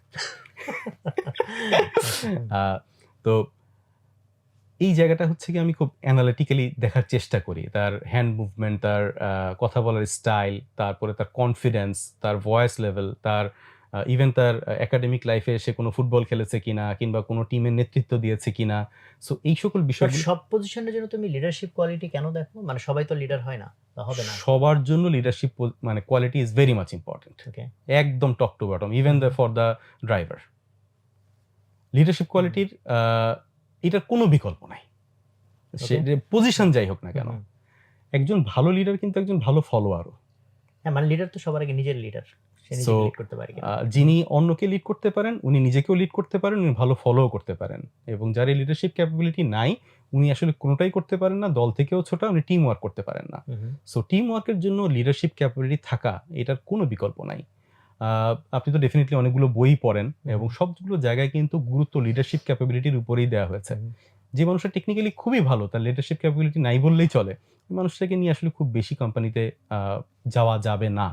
সো লিডারশিপ ক্যাপাবিলিটি খুব important factor for any position. তো সেক্ষেত্রে তুমি একটা তো বললা যে তোমার কাইন্ড অফ ইনটিউশন ইউজ করো, বডি ল্যাঙ্গুয়েজ ইউজ করো, হোয়াটএভার। এখানে কি আরো কোনো মেথোডোলজিক্যাল কোনো অ্যাপ্রোচ আছে নাকি? মেথোডোলজিক্যাল অনেক অ্যাপ্রোচ আছে, কিন্তু ছোট ছোট ইন্টারভিউগুলোর জন্য এই মেথোডোলজিক্যাল অ্যাপ্রোচগুলোতে আমরা যেতে পারি না দেশের, এবং সেগুলো একটু কস্টলিও। ফর এক্সাম্পল, প্রত্যেকটা জায়গাতেই সাইকোমেট্রিক অ্যানালাইসিসের জন্য বেশ কিছু স্ট্রাকচার আছে। সেই স্ট্রাকচারগুলো আমরা ফলো করতে পারি না, কিংবা ওই স্ট্রাকচারে একটা ছেলেকে ঘুরে নিয়ে আসতে যে খরচটা পড়ে, সেই খরচটা আমরা প্রত্যেকটা ছেলে মেয়ের জন্য করতে চাই না। সো পার্টিকুলারলি কম খরচে নিজেদের জ্ঞান দিয়ে যতটুকু করা যায় ততটুকুই করার চেষ্টা করি, এবং অনেক দিক থেকে এই জায়গায় আমরা সফল। হুম, সো এই অ্যানালাইসিসটা যে খুব ভুল হয়েছে তা না। আর একটু হাই পজিশনে যদি কোনো রিক্রুটমেন্টের প্রয়োজন হয়, I come up with the complete psychometric test set. মানে সেটাকে একটু আ ওইভাবেই যাওয়ার চেষ্টা করি, যেভাবে আসলে টেস্টিংটা হয়। একইভাবে রিক্রুটমেন্টের পরে তাদের যে গ্রোথ সেটা কিভাবে এনশিওর করো? রিক্রুটমেন্টের পরে completely that goes with the team. আমাদের হুম, টিমগুলো তো বেশ এই জায়গাতেই কাজ করছে দিনের পর দিন। ঠিক আপনার থার্ড পার্টি ট্রেনিং দিয়ে একটা ছেলেকে ডেভেলপ করে ফেলা যায় না। হুম, হুম। আর পার্টিকুলারলি যে ফিল্ডে আমরা কাজ করি, রিভেরিতে কাজ করি, সেখানে আপনার এইটার কোনো ফরমাল ট্রেনিংয়েরও ব্যবস্থা নাই। তাকে আসলে আ ওই ফিল্ডে গিয়ে দেখে দেখেই শিখতে হবে। ফর এক্সাম্পল, একজন ডাক্তারকে আপনি সার্জারি শেখাবেন। সার্জারি তো আপনি যতই বই পড়ান না কেন, আপনি তো সার্জারি শেখাতে পারবেন না যতক্ষণ হুম। না পর্যন্ত সে আপনার দেখে তারপরে হচ্ছে কি ওটা প্র্যাকটিস করে শিখছে। অবশ্যই তার থিওরিটিক্যাল নলেজটা খুব জরুরি। কিন্তু বাট টিম এটা তো তুমি লিডারশিপ বলতেছো জরুরিও যে technical learning. Technical learning. But what about management learning? যেমন ধর কেউ এক্সিকিউটিভ আছে, ম্যানেজার সামনে হবে। হুম, হুম। সো ওদের জন্য কি ওই ধরনের কোনো প্রসেস তোমাদের থাকে কিনা? আমি মাঝে, মাঝেই এখন তাদেরকে ট্রেন আপ করার ব্যবস্থা করি। মানে হুম, হচ্ছে আপনার for example there are 30 team leaders. আমি পার্সোনালি হচ্ছে গিয়ে তাদের সাথে ২-৩ মাস পর মিট করি এবং যে বইগুলো পড়েছি সেই বইগুলোর আলোকে তাদেরকে আসলে leadership capability and leadership things এগুলো আসলে ডাইভার্ট করার ইম্পার্ট করার চেষ্টা করি। Hmm, hmm, so this is the only way. আর আরেকটা হচ্ছে যে আমরা কিছু ট্রেনিং এর ব্যবস্থা করি এই সকল বিষয়ে। হুম, হুম। আ আ এইচআর ট্রেনিং এর ব্যবস্থা করা হয়। আ ডেভেলপমেন্টটা হচ্ছে। মানে হচ্ছে না যে তা না। খুব নতুন company, but we are trying our hard best to go forward আর অন দ্যাট। ফায়ারিং কিভাবে করো? মানে হায়ারিং শুনলাম, গ্রুমিং শুনলাম। ফায়ারিং মানে কখন কাকে ফায়ার করো? ফায়ারিং খুব বেশি করতে হয়নি এখন পর্যন্ত। আচ্ছা। মানে আমাদের প্রতিষ্ঠানগুলোতে যারা জব করে তারা বলে আমাদের প্রতিষ্ঠানগুলো সরকারি প্রতিষ্ঠান। এখানে চাকরি যায় না। সো আ ফায়ারিং এর ক্ষেত্রে আসলে ঠিক ডিসঅনেস্টি ছাড়া এখন পর্যন্ত আমাদের ফায়ারিং স্কোয়াডে কেউ যায়নি। আচ্ছা। ডিসঅনেস্টি কিংবা কখনো কমপ্লিটলি ডিসিপ্লিনারি মিসহ্যাপ এই সকল হুম। জায়গা ছাড়া কখনো আমরা ফায়ারিং এ ওভাবে যাই না। ওকে। সো এই ৪ টা পিলার মধ্যে আমি তো পিপল সম্পর্কে আবার একটু জিজ্ঞেস করলাম। বাট জি, বাকি যে ৩ টা পিলার টাকা কোথা থেকে আসবে? পিপল তো গেল বা বাকি ভেন্ডর কাস্টমার। এবং কাস্টমার। ওখানে তোমার আরো কিছু মানে এড করতে চাও কিনা? পার্টিকুলারলি যারা যেমন আমি কাস্টমার নিয়ে একটু জিজ্ঞেস করতে পারি। কারণ জি, আমি প্রচুর ক্ষেত্রে যেমন ধরো পাবলিশারদের সাথে আমাদের অনেক বেশি বসা হয়। আমি যখন জিজ্ঞেস করি যে এই বইটার কাস্টমার কারা? বলে সবাই। তো সবাই আমি হতে পারে না। হ্যাঁ, সেটাই। মানে আমি প্রচুর বিজনেসের ক্ষেত্রে দেখছি কাস্টমারকে ভাই সবাই। তো আমার মনে হয় এই জায়গাটা যদি তোমার পার্সপেক্টিভটা আরেকটু এড করো। আমি ২ জায়গার কাস্টমার সম্পর্কেই বলব, তাহলে একটা আইডিয়া হবে হুম, হুম। যারা শুনছেন যে আসলে কাস্টমার সিলেকশনে আ তুমি ৩ আম টাই বলো। তোমার স্কুলেরটাও বলো, ভার্সিটিটাও বলো, স্কুলটা রিভেরিটাও। একদম নতুন। সো হুম, ওখানে খুব বেশি সুবিধা করতে পারব না বলে। বাট আমি জাস্ট ১ম দুটো বলব, তারপর আমি স্কুলে আসছি। হুম, ফার্স্ট এ আসি হচ্ছে রিভেরির কাস্টমার সিলেকশন কিভাবে হয়। আ সেই রিভেরিতে কাস্টমারের যদিও B2B বিজনেস বলছি, কিন্তু বাংলাদেশে তো ফ্যাক্টরির তো কোনো অভাব নাই। হুম, হুম, অ্যাপার্টমেন্ট কোম্পানির কোনো অভাব নাই। তো আমি আগেই বলেছি যে কাস্টমার সিলেকশন এর ক্ষেত্রে আমরা আগেই বলি যে আমার কম্পিটিটর কারা। এটা কাস্টমারকে জিজ্ঞাসা করি আমরা। যদি দেখি যে কম্পিটিটর মানে আমাদের ওই লিস্ট মোতাবেক যায়নি, তাহলে আমরা তাকে অফার করি না। এটার বিষয়টা হচ্ছে গিয়ে এমন যে সবাই আপনার কাস্টমার হতে পারবে না। In hmm, case of the Reverie আমাদের যদি আমি টোটালি এই সেগমেন্টের হচ্ছে গিয়ে ৫ টা সেগমেন্টের যদি কাস্টমার হয়, আমরা শুধু টপ 2 সেগমেন্টকে কভার করতে পারি। এই টপ 3 সেগমেন্ট সবাই আমার কাস্টমার হতে পারবে না। এই 3 সেগমেন্ট খোঁজে হচ্ছে গিয়ে সবচাইতে পুয়ার কোয়ালিটির জিনিস সবচাইতে কম দামে কিনবে। So they are not good customers. So এই জায়গায় আমরা আসলে তাদেরকে সার্ভ করার চেষ্টাও করি না। সো আমরা কাস্টমারের ক্ষেত্রে এই জায়গাটা বাছাই করা আমাদের জন্য খুব গুরুত্বপূর্ণ যে কাকে আমরা সময় দিব, হ্যাঁ, কাকে সময় দিব কারণ না। পুরা বিজনেসটা তো ওই অনুসারে সাজাতে হবে। কারণ আমি এক্সাক্টলি। যদি সবচেয়ে প্রিমিয়াম কাস্টমার সেগমেন্ট যারা বেশি টাকা দিয়ে নিতে রেডি আছে, তাকে জি, যদি বেশি ভালো জিনিস না দেই তাহলে তো আর সে নিবে না। এক্সাক্টলি না। আর ইন কেস অফ দ্য ইউনিভার্সিটির ক্ষেত্রে আবার একটু হিসাবটা ডিফারেন্ট। আমরা খুব ভালো করেই জানি একটা নতুন ইউনিভার্সিটিতে খুব ভালো স্কুল কলেজের স্টুডেন্ট এখানে আসবে না।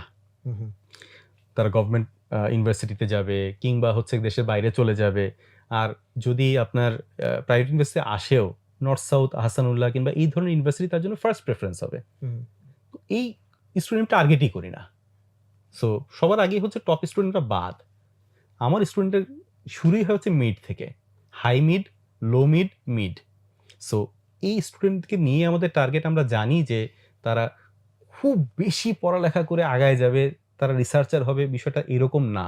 সো আমরা এর জন্য আমাদের কারিকুলাম থেকে শুরু করে টিচিং মেথোডোলজি সব জায়গাতে বিশাল পরিবর্তন নিয়ে আসছি শুধুমাত্র এই গ্রুপটাকে কেন্দ্র করে, and the outcome is very high.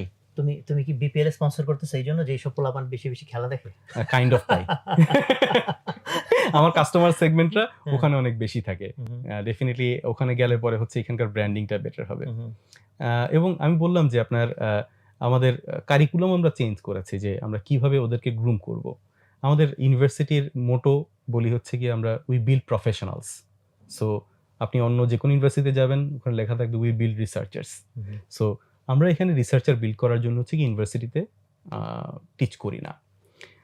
বেশ কিছু পদক্ষেপ আমরা হাতে নিয়েছি স্টুডেন্টদেরকে আরও কিভাবে আপনার প্রফেশনাল ফিল্ডে ইনজেক্ট করানো যায়। ফর এক্সাম্পল, স্টুডেন্ট যে কোনো গ্রুপেরই হতে পারে, সে টেক্সটাইল ইঞ্জিনিয়ারিংয়ে পড়ুক কিংবা কম্পিউটার সায়েন্সে পড়ুক কিংবা হচ্ছে বিবিএতে পড়ুক, ইংলিশে পড়ুক, স্টুডেন্ট যেখানেই হোক না কেন প্রত্যেকটা সেমিস্টারে প্রায় 10টা প্রেজেন্টেশন দিতে হবে তাকে। তো তাকে 8টা সেমিস্টার লাস্টের সেমিস্টারটা একটু ইয়েতে যায়, মানে হচ্ছে কি আপনার ফিল্ড ভিজিট এবং অন্যান্য জায়গায় চলে যায়। তো এই 7টা সেমিস্টারে সে যদি 70টা প্রেজেন্টেশন দেয় তাহলে তার কোয়ালিটি অফ কমিউনিকেশন, ল্যাঙ্গুয়েজ এবং পাবলিক স্পিকিং এই জায়গাটায় অনেক বড় পরিবর্তন আসে। তো আমরা আসলে লক্ষ্য করছি যে ছেলেটা ফার্স্ট যে ইন্টারভিউটা দিচ্ছে কিংবা প্রেজেন্টেশনটা দিচ্ছে ওটার কোয়ালিটি কীরকম, আর ঠিক যখন সে 3 সেমিস্টার পরে ওই একই ছেলে অন্য কোনো টপিক্সের উপর একটা ইন্টারভিউ দিচ্ছে কিংবা আপনার প্রেজেন্টেশন দিচ্ছে, ওর ল্যাঙ্গুয়েজ কোয়ালিটি, ওর জেস্টার পশ্চার, ওর বডি ল্যাঙ্গুয়েজ, ওর গেট আপ সেট আপ, ওর চেহারা, ওর চোখের ভাষা, মুখের ভাষা সবই পরিবর্তিত হয়ে যায়। সো এইটা আমাদের একটা বড় আইডিয়া, যেটা আমাদের ভবিষ্যতে আমাদের ইউনিভার্সিটির ছেলেপেলেদের ডেভেলপমেন্টে কাজে লাগবে বলে আমরা দৃঢ় বিশ্বাস করি। এছাড়াও আমরা ইউনিভার্সিটিতে আপনার একটা কোর্স ইমপ্লিমেন্ট করেছি, সেটা হচ্ছে আর্টস অফ প্রেজেন্টেশন। সো শুধুমাত্র পাওয়ার পয়েন্টের প্রেজেন্টেশন বানানোই না, একটা প্রেজেন্টেড হতে হলে কি জেস্টার পশ্চার লাগবে, তাকে কিভাবে একজন মানুষের সামনে উপস্থাপিত হতে হবে সেটা জানাও খুব জরুরি। তো আমরা এই জন্য একটা 3 ক্রেডিটের কোর্সও সেখানে ইমপ্লিমেন্ট করছে। এছাড়াও আপনার ছেলেপেলেগুলো নিজেদের মধ্যে আপনার ইন্টার ইউনিভার্সিটির বিভিন্ন প্রতিযোগিতায় অংশগ্রহণ করে, বাইরে গিয়েও এখন ওরা ভালো করছে। এইবার আপনার প্রোগ্রামিং কন্টেস্টগুলোতে আমাদের ছেলেপেলে বেশ ভালো করেছে। সো আমরা চেষ্টা করছি যে আপনার ইউনিভার্সিটির যে এনভায়রনমেন্টটাকে একটু একাডেমিক এনভায়রনমেন্টের পাশাপাশি কর্পোরেট এনভায়রনমেন্টে তারা যাতে নিজেদেরকে খাপ খাওয়াতে পারে, ওই সংশ্লিষ্ট কোর্সগুলো সেই জায়গাগুলোকে ইন্ট্রোডিউস করা। ভবিষ্যতে হয়তো এই বিষয়গুলো যারা কর্পোরেটে আছেন তারা খুব পজিটিভলি দেখবেন, কিন্তু ইউনিভার্সিটি যেহেতু একদমই নতুন, ফার্স্ট গ্র্যাজুয়েট ব্যাচ আমরা ঢোকার পরে এখনো বেরোয়নি, তো আমাদের এই স্টুডেন্টদেরকে কর্পোরেটে এখনো দেখতে পাচ্ছেন না, কিন্তু যখন তারা মার্কেটে যাবে আমার মনে হয় যে তারা খুব ভালো করবে ইনশাআল্লাহ। না, গুড। মানে কাস্টমার সিলেকশন এই জায়গাটা আসলে এত ইম্পর্টেন্ট, বাট আমি দেখছি যে লট অফ এন্টারপ্রেনার্স এটা অ্যাকচুয়ালি চিন্তাই করে না ঠিকমতো। সো প্রোডাক্ট বানাইছে কি চিন্তা করে, আর সে অফার করতেছে কাকে, এক্স্যাক্টলি সার্ভিসটা কেমন, দেখা যায় এটার ভিতরে সমন্বয় নাই। না, thank you very much. So আমি এই জায়গাটায় এখন যেতে চাই একটু যে তোমার নিজের এন্টারপ্রেনার যে লাইফ, সেই লাইফের একটু ভিতরে। সেটা হচ্ছে যে একটা এন্টারপ্রেনারের তো আসলে অনেক কিছু সামলাইতে হইতেছে। তো সে এভরিডে কিভাবে ফোকাস থাকে, কিভাবে সে তার প্রোডাক্টিভিটি মেনটেন করে, বা মাঝে মাঝে যখন তার বিভিন্ন ঝড়ঝাপটা আসে আবার সে কিভাবে কামব্যাক করে, তার এভরিডে রুটিনটা কেমন, এই জায়গাটাতে যদি তুমি একটু আমাদেরকে বলো। রুটিন সম্পর্কে আপনিও কম জানেন না, কারণ আমি আপনার সাথেও মনে একটা ক্লাস জয়েন করেছি আরবি শিক্ষার। হ্যাঁ, তো তো আমি খুব আর্লি স্লিপার, মানে রাত 10টার পরে আমাকে ফোন দিয়ে মনে হয় আপনি পাবেন না আমাকে, এবং অনেক সকালে ফোন দিয়ে আপনি আমাকে পাবেন। খুব সকালে উঠি এবং খুব আর্লি ঘুমিয়ে যাই। সকালবেলার একটা বড় অংশ থাকে হচ্ছে নিজের উপর ইনভেস্টমেন্ট। এই জায়গাটা কখনো আমি মিস করতে চাই না। প্রতিদিনই 1 থেকে 2 ঘন্টার সময় আমি আমার নিজের পিছনে ব্যয় করি। সেটা স্বাস্থ্যগত দিক থেকেই হোক আর শেখার দিক থেকেই হোক। আমি প্রচুর লেখাপড়া করি। প্রতিদিন সকালবেলাই হচ্ছে গিয়ে আপনার একটা লেখাপড়ার সেশন থাকে। তারপরে অফিস শুরু হয়, সারাদিন অফিস শেষ হয়। তারপর হচ্ছে বাসায় যাই, একটু সময় দিই। তারপর আবার ঘুমায়ে পড়ি, পরের দিন স্টার্ট। তো আপনার ওয়ার্ক লাইফ ব্যালেন্স যদি বলি তাহলে আমি লিটল বিট ব্যালেন্সড। একটু ডেফিনিটলি আপনার একজন এন্টারপ্রেনারের জন্য বাসায় সময় দেওয়াটা একটু কঠিন হয়ে যায়। অনেক ধরনের আপনার ব্যস্ততা থাকে চারদিকে।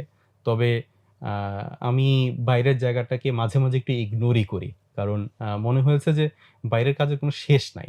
মানে আপনি যতই সময় দিবেন এটার কখনো কোনো শেষ হবে না। এটা একটা আনলিমিটেড প্রসিজার। তো সব জায়গায় সময় দেওয়াটা, একটু ব্যালেন্স করাটা খুব জরুরি। অনেক জায়গাতেই হচ্ছে সময় দিই না ইচ্ছা করে। একটু অন্যের জায়গায় চাপাই দিই যে হচ্ছে যে আপনার অন্য কেউ যাতে এই কাজটা একটু পারফর্ম করে। আমি চেষ্টা করি নিজের জন্য একটা বড় সময় বের করে নিয়ে আসার জন্য। আর কোম্পানির কাজের ক্ষেত্রেও যদি বলি, আমি সরাসরি কাজ কম করতে পছন্দ করি। মানুষকে দিয়ে কাজ করাতে খুব পছন্দ করি। তো একটা বড় সময় আমি ফ্রি থাকতে চেষ্টা করি। আজকে আমি এখানে এসেছি, প্রায় ২-২.৫ ঘন্টা ৩ ঘন্টা সময় ব্যয় করব। So nobody would disturb me. So hmm. এত বড় আ প্রতিষ্ঠান চলা সত্ত্বেও কেউ আমাকে ডিস্টার্ব করছে না, এটা তো বড় বিষয়, তাই না? হ্যাঁ, অবশ্যই, সো অবশ্যই। যেকোনো সময় হুম, যেকোনো জায়গায় টাইম বের করতে পারতে পারাটা, এই কাজটা করতে হবে। কারণ যখন কোনো ইমার্জেন্সি আসে, তখন এই ইমার্জেন্সি কিন্তু আমাদেরকে সামলাতে হবে। ওই ইমার্জেন্সি কিন্তু অন্য কেউ সামাল দিতে পারবে না। তখন হুম, দেখা যায় যে মূল যে টাইমটা যেটা ফাঁকা ছিল, তখন এই ইমার্জেন্সি সামাল দেওয়ার জন্য ব্যয় হচ্ছে। সো নিজের টাইমটাকে এমনভাবে কখনোই সেটআপ করা উচিত না, যাতে সবকিছু ঠিকঠাক থাকলে আমরা ব্যস্ত থাকি। সো এমনভাবেই হচ্ছে নিজেকে সেটআপ করতে হবে যাতে আমার কাজটা অন্য কেউ নিয়মিত করতে পারে। হ্যাঁ, যদি কোনো এক্সেপশন আসে, তাহলে যাতে আমি এখানে ইনভলভ করে প্রবলেমটা হুম। সলভ করতে পারি। And that's how I operate. Okay. তো সেক্ষেত্রে ধরো এই যে তুমি যেটা বলতেছিলা যে নিজেকে রেডি করার, ওই জায়গাটাতে আমার একটু ইন্টারেস্ট গ্রো করলো। জি। এই যে তুমি পড়ো, কিভাবে সিলেক্ট করো যে কি তোমার শেখা দরকার? কোথায় তোমার ফোকাস? বা even if you want to suggest few books এন্টারপ্রেনিউরদের জন্য তার নিড বুঝে, সেক্ষেত্রে কিছু বলতে পারো? অ্যাকচুয়ালি কোনো নির্দিষ্ট বুক সাজেস্ট করার কোনো উপায় নাই। কারণ অনেক সাজেস্ট পরে আগে তোমারটা বলো। তুমি কিভাবে চুজ করো যে কি পড়বা? পার্টিকুলারলি আ আমি যেভাবে চুজ করি সেটা হচ্ছে, একটা বই ভালো লাগলে ১ম একটু পড়ি। হুম, হুম, ১ম এ পড়ে দেখি যে এটা ভালো লাগছে কিনা। আমি কোনো সাহিত্য পড়ি না। হুম, হুম। আমি মূলত সেলফ ডেভেলপমেন্ট আ বিজনেস। এবং বিজনেস রিলেটেড, হিস্ট্রি রিলেটেড বই এবং লেকচার শুনতে খুব পছন্দ করি। আরেকটা আমার খুব পছন্দের জায়গা হচ্ছে সাইকোলজি। আমি সাইকোলজির বিষয়ে বিভিন্ন লেকচার কিংবা আ এই ধরনের জায়গাগুলো পড়তে খুব পছন্দ করি।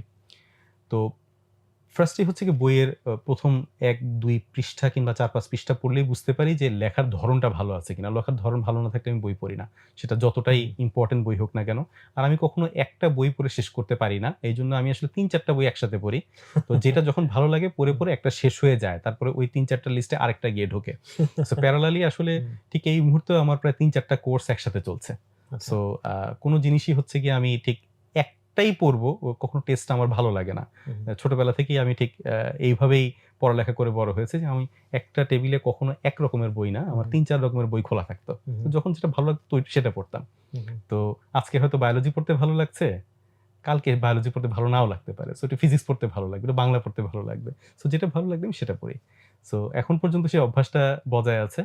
আরেকটা কাজ আমি করি খুব, একটু আ এতে ব্রেইনের উপর প্রেশার কম পড়ে পড়ার জন্য। বেশ কিছু রিডার পাওয়া যায়, অনলাইন রিডার, যারা বইগুলোকে রিড করে দেয়। আমি এই ধরনের কিছু রিডার ব্যবহার করি, এআই রিডার। যারা বইটাকে সুন্দর করে রিড করে দেয়, আমি জাস্ট তাকায় থাকি, সুন্দর করে পড়ে দেয়। আমার চোখের উপর প্রেশার কম পড়ে। এতে হুম, সুবিধা হচ্ছে যে আপনার আজকে আমি ০.৫ ঘন্টা পড়বো। এই ০.৫ ঘন্টার সময়টুকুকে খুব সুন্দরভাবে সিলেক্ট করা পসিবল হয়। হুম, আর কোনো ধরনের এক্সহশন আসে না। হুম, হুম। খুব সুন্দরভাবে পড়া হয়ে যায়। বাট এক্ষেত্রে আমার একটা প্রশ্ন হচ্ছে, ধরো তুমি আর্লি ক্যারিয়ারে তোমার যে প্রোডাক্টিভিটি ছিল জি। আর এখন যে প্রোডাক্টিভিটি, ডেফিনিটলি তো ওভার দ্য টাইম তোমার প্রোডাক্টিভিটি ইয়েটা বেড়েছে। জি। তো ওখানে আসলে কি মানে সিক্রেট আছে বা কি তোমার কৌশল তুমি ওভার দ্য টাইম অবলম্বন করেছো যার ফলে তোমার প্রোডাক্টিভিটি বেড়েছে? এই কাজটা আসলে আপনার, বলব যে এটা ড্যাশবোর্ড ফরমেশন। মানে পার্টিকুলারলি আপনি অন্য মানুষকে কিভাবে মনিটর করবেন, এই জিনিসটা আপনি যদি নিজে ক্লিয়ার থাকেন, তাহলে তাকে আপনি ক্লিয়ার করতে পারবেন। তো এইজন্য আপনার রিপোর্টিং ফরমেট গুলো আপনার মনের মতো হইতে হবে। ফর এক্সাম্পল, আমি এই মুহূর্তে জানতে চাচ্ছি যে আমাদের কোম্পানির আ HR স্যাটিসফ্যাকশন কিরকম? কিংবা মানুষজন কোন জায়গাতে আ একটু প্রবলেম ফিল করছে। এটা যদি আমি জানতে চাই, তাহলে এটার ফরমেট আমাকে তাকে দিতে হবে যে হচ্ছে কি এই ফরমেটে আপনি রিপোর্টিং করেন। সো এই দায়িত্বটা যখন আমি অন্য কাউকে বুঝিয়ে দিতে পারবো, তখন সে এই ফরমেটের দায়িত্বটা নিয়ে আমাকে আউটকামটা বুঝিয়ে দিতে পারবে। তো এরকম আপনার কাস্টমার আছে, তারপরে আপনার ফিন্যান্সিয়াল রিপোর্ট আছে, ম্যানেজমেন্ট রিপোর্ট আছে। যেই রিপোর্টই বলেন না কেন, যদি আপনার ধারণা কিংবা আমার ধারণা যদি ক্লিয়ার থাকে যে আমি সত্যিকার অর্থেই এই রিপোর্টিং থেকে কিংবা এই কাজটা করে কি আউটকাম চাচ্ছি, তাহলে সেটাকে ব্লাক অ্যান্ড হোয়াইট এও আনা সম্ভব। হুম, হুম। সো এই ব্লাক অ্যান্ড হোয়াইটটা যখন আমরা কেপিআই যেগুলোকে বলে আরকি, বা মেট্রিক্স। কিংবা হচ্ছে যে হুম, আপনার রিপোর্ট, মানে হুম, হুম, রিপোর্টের ফরমেটটা নিজের বোঝাটা খুব জরুরি যে হুম, আমি হুম, আসলে এই রিপোর্টিংটা কি ফরমেটে মানুষের কাছ থেকে চাই। পাই চার্ট আকারে চাই, টেবিউলার ফরম্যাটে চাই, মানে নাকি এটাকে রিটেন ফরম্যাটে চাই, কি ফরম্যাটে আমি চাই, পার্সেন্টেজ আকারে চাই নাকি সার্ভে এটা আকারে কি চাই। তোমার শুরু থেকেই এই আইডিয়াটা ছিল নাকি তুমি কাজ করতে গিয়ে দিন আবিষ্কার করলা? যখন কাজের পরিমাণ বেড়ে গেছে তখন দেখলাম যে একা আর কাজ করা সম্ভব না। তখন দেখলাম যে হচ্ছে আচ্ছা। এটাকে অটোমেট করতে হবে। অটোমেট হুম। করার প্রসেস হচ্ছে গিয়ে ড্যাশবোর্ড মেকিং। যত বেশি আমি ড্যাশবোর্ডে যেতে পারবো, যত তো বেশি তোমার ড্যাশবোর্ডে কি অনলাইন কোনো কিছু নাকি জাস্ট একটা ফিজিক্যাল কোনো কিভাবে মেইনটেইন করো এটা আ প্র্যাকটিক্যালি? পার্টিকুলারলি আপনার কিছু সফটওয়্যার আমি ব্যবহার করি এটার জন্য। যেমন এখন একটা সফটওয়্যার ব্যবহার করছি সেটা হচ্ছে এক্সমাইন্ড এআই। সো এখানে আপনার মাইন্ড এক্সমাইন্ড তো মেইনলি ওই যে মাইন্ড মাইন্ড ম্যাপিং ম্যাপিং এর এর জন্য ইউজ করা হয়। সো পার্টিকুলারলি সেখান থেকে আমি আমার প্রত্যেকটা কাজকে লিঙ্ক করতে পারি যে আমার প্রায় ২০০ টার মতো কাজ কোথায় কেন লিঙ্কড আপ। সো আ সেটাকে আমি ট্রেস করতে পারি। আর হচ্ছে আ কোন রিপোর্ট কখন আমার দরকার হবে সেগুলো আমি সেখান থেকে ট্রেস করতে পারি। ওখানে লেখা আছে যে আমার কি লাগবে। এজন্য আমি কিছু ভুলে যাই না। যদি আপনি আমাকে বলেন যে ঠিক আগামী ডিসেম্বরের ১৭ তারিখে ৩টা বাজে তুমি এখানে আমার সাথে থাকবা, লাঞ্চ করবা। সো আমি আসলে ওটা ওখানে লিখে রাখবো। সো কোনো না কোনোভাবে ওটা আমি পেয়ে যাবো। শুধু ক্যালেন্ডারই না, আমার মানে আরো স্পেসিফিক অনেক কিছুই আমি সেখান থেকে পেয়ে যাই। আর যারা টিম লিডার আছেন তাদেরকে আমি আ আ ফরমেট দিয়ে দিই যে এই ফরমেটে আমাকে রিপোর্টিংটা করে দেন। এই বিষয়টা আমাকে রিপোর্টিং করেন। সো সেই জায়গাতে মনিটর করতে অনেক সহজ হয়ে যায়। সো নিজে কাজ করলে যেটা হয় যে সবসময় পারফেক্ট থাকে। কিন্তু সময়টা অনেক বেশি লাগে। কিন্তু যখন আপনি আরেকজনকে দিয়ে কাজ করাবেন ১ম একটু কষ্ট হবে। বাট ওভার দ্যা টাইম তা না ইটস হলে আ তো বেনিফিশিয়ারি। কোম্পানি তো আর বড় করা যাবে না। Exactly so. আর নিজের এট লিস্ট 30% টাইম যখন আমি অফিসে থাকি এটা খালি থাকতে হবে। ওকে। যাতে আমি বসে ঘুমাতে পারি এট লিস্ট। গ্রেট। সো আমি এখন তোমার একটু কিছু হাইপোথেটিক্যাল কোয়েশ্চেন করতে চাই। জি। আ যেমন জিনিসটা এরকম যে ধরো মনে করো যে আবার তুমি ফেরত গেছো ২০১১ সালে। আর এখনকার যে আন্ডারস্ট্যান্ডিং সেই আন্ডারস্ট্যান্ডিং সহ ফেরত গেছো। তাহলে কি তুমি আবারও সিমিলার জার্নিতেই আসতা নাকি তুমি ডিফারেন্ট কোনো বিজনেস ডিফারেন্ট কোনো ওয়েতে ট্রাই করতা? ডিফারেন্ট বিজনেস হয়তো ট্রাই করতাম না। মানে এই বিজনেসটা ট্রাই করতাম। কোন এই বিজনেস বলতে পাওয়ার? পাওয়ারের বিজনেসটাই হয়তো ট্রাই করতাম। তখনকার পার্সপেক্টিভ তো ফেরত যেতে হবে। আ এমন কিছু ছিল না যাতে আমি অনেক বড় কিছু করে ফেলতে পারি। একটা প্ল্যাটফর্ম তৈরি করতে হবে। আমাদের একটা নিশ আইডিয়া ছিল। সো নিশ আইডিয়াতেই হচ্ছে যে আমরা এগিয়েছি। হ্যাঁ, অনেক বেশি ম্যাচিউরড অ্যাপ্রোচ হতো। এতে কোনো সন্দেহ নাই। কাস্টমার থেকে শুরু করে বিজনেস প্রোফাইল থেকে শুরু করে সবকিছু অনেক ম্যাচিউরড অ্যাপ্রোচ হতো। তবে আলহামদুলিল্লাহ যা হয়েছে ভালো হয়েছে। কারণ গত ১২ বছরে কোম্পানির আসলে এত বড় গ্রোথ এটা আমরা নিজেরাও এক্সপেক্ট করি নাই। তবে হ্যাঁ, যদি পার্সোনালি বলেন তাহলে আমি বলব যে আ ধর্মীয় জ্ঞানটা যদি আগে থেকেই আরেকটু ভালো আসতো তাহলে I'd be feeling much more happier. So আমাকে যদি অনেক পিছনে চলে যেতে বলেন, আমি বলব যে ওইটাকে আরেকটু বেশি ডেভেলপ করা তখন অনেক দরকার ছিল। যেটা আচ্ছা। সেই সময়টা হয়তো বাট আর এর ফেরত সাথে পাওয়া কি যাবে না। তোমাদের যে স্কুলটা এটা তো একটা ইসলামিক স্কুল। জি। তো এটা কি এই ধর্মীয় এই সেন্সটা আসার পরে তোমরা ফিল করলে যে এরকম একটা স্কুল করা দরকার নাকি? আসলে স্কুলটা একটু অ্যাক্সিডেন্টাল। মানে আমরা স্কুলটা আসলে খুব প্ল্যান করে ওপেন করিনি। আইডিয়াটা আমাদেরও ছিল না। আমাদের একজন পার্টনারের আইডিয়া ছিল। সো কোনো না কোনোভাবে স্কুলটা আসলে অন হয়ে গেছে, অন বোর্ড হয়ে গেছে। তারপর এখান থেকে আমরা পিছনে ফিরে আসতে পারিনি। অ্যাকচুয়ালি যে কেসটা হয়েছিল যে ইউনিভার্সিটির একজন পার্টনার উনি একটা বিল্ডিং দেখে আমাদেরকে প্রপোজাল দিল একটা স্কুল শুরু করা দরকার। I was dead against it যে ইউনিভার্সিটি সামলাতে পারছি না, স্কুল সামলানো একটা খুব কঠিন কাজ হবে। তো over the time say convince করেই ফেলল যে হচ্ছে গিয়ে একটা স্কুল তৈরি করা দরকার। তো আমি বললাম, "পারলে পরে শুরু করো। কি অসুবিধা?" মানে হচ্ছে গিয়ে আমি সময়-টময় দিতে পারব না। মানে আমি যেতে পারব না সেখানে। তো ওভার দ্যা টাইম যেটা হলো যে কাজটা আমাকে আবার করতে হইল। সেটা তো দেখলাম তুমি তো এখানে ভাইস চেয়ারম্যান আর স্কুলে দেখলাম চেয়ারম্যান। এক্সাক্টলি। যেকোনোভাবে হোক মানে এটা শুরু হয়ে গেছে আরকি। শুরু যখন হয়ে গেছে সেক্ষেত্রে বন্ধ করার কোনো উপায় নাই। But accidentally started. তবে যাই স্টার্ট হয়েছে আলহামদুলিল্লাহ ভালো স্টার্ট হয়েছে। অনেক বাচ্চা-কাচ্চা পড়ে। এখন প্রায় ৪৫০ র উপরে বাচ্চা আছে ওখানে। মাশাআল্লাহ। সো বাট তাহলে প্রশ্নটা আবার এভাবে করি যে এই যে এখনকার তুমি সোহান, তুমি যদি সেই ১১ বছর আগের সোহানকে ১১ বছর না কয় বছর হইছে? ২০১২-১৩ বছর। ১৩ বছর। সো তখনকার সোহানকে তুমি যদি কমিউনিকেট করতে পারতা তাকে তুমি কি বলতা?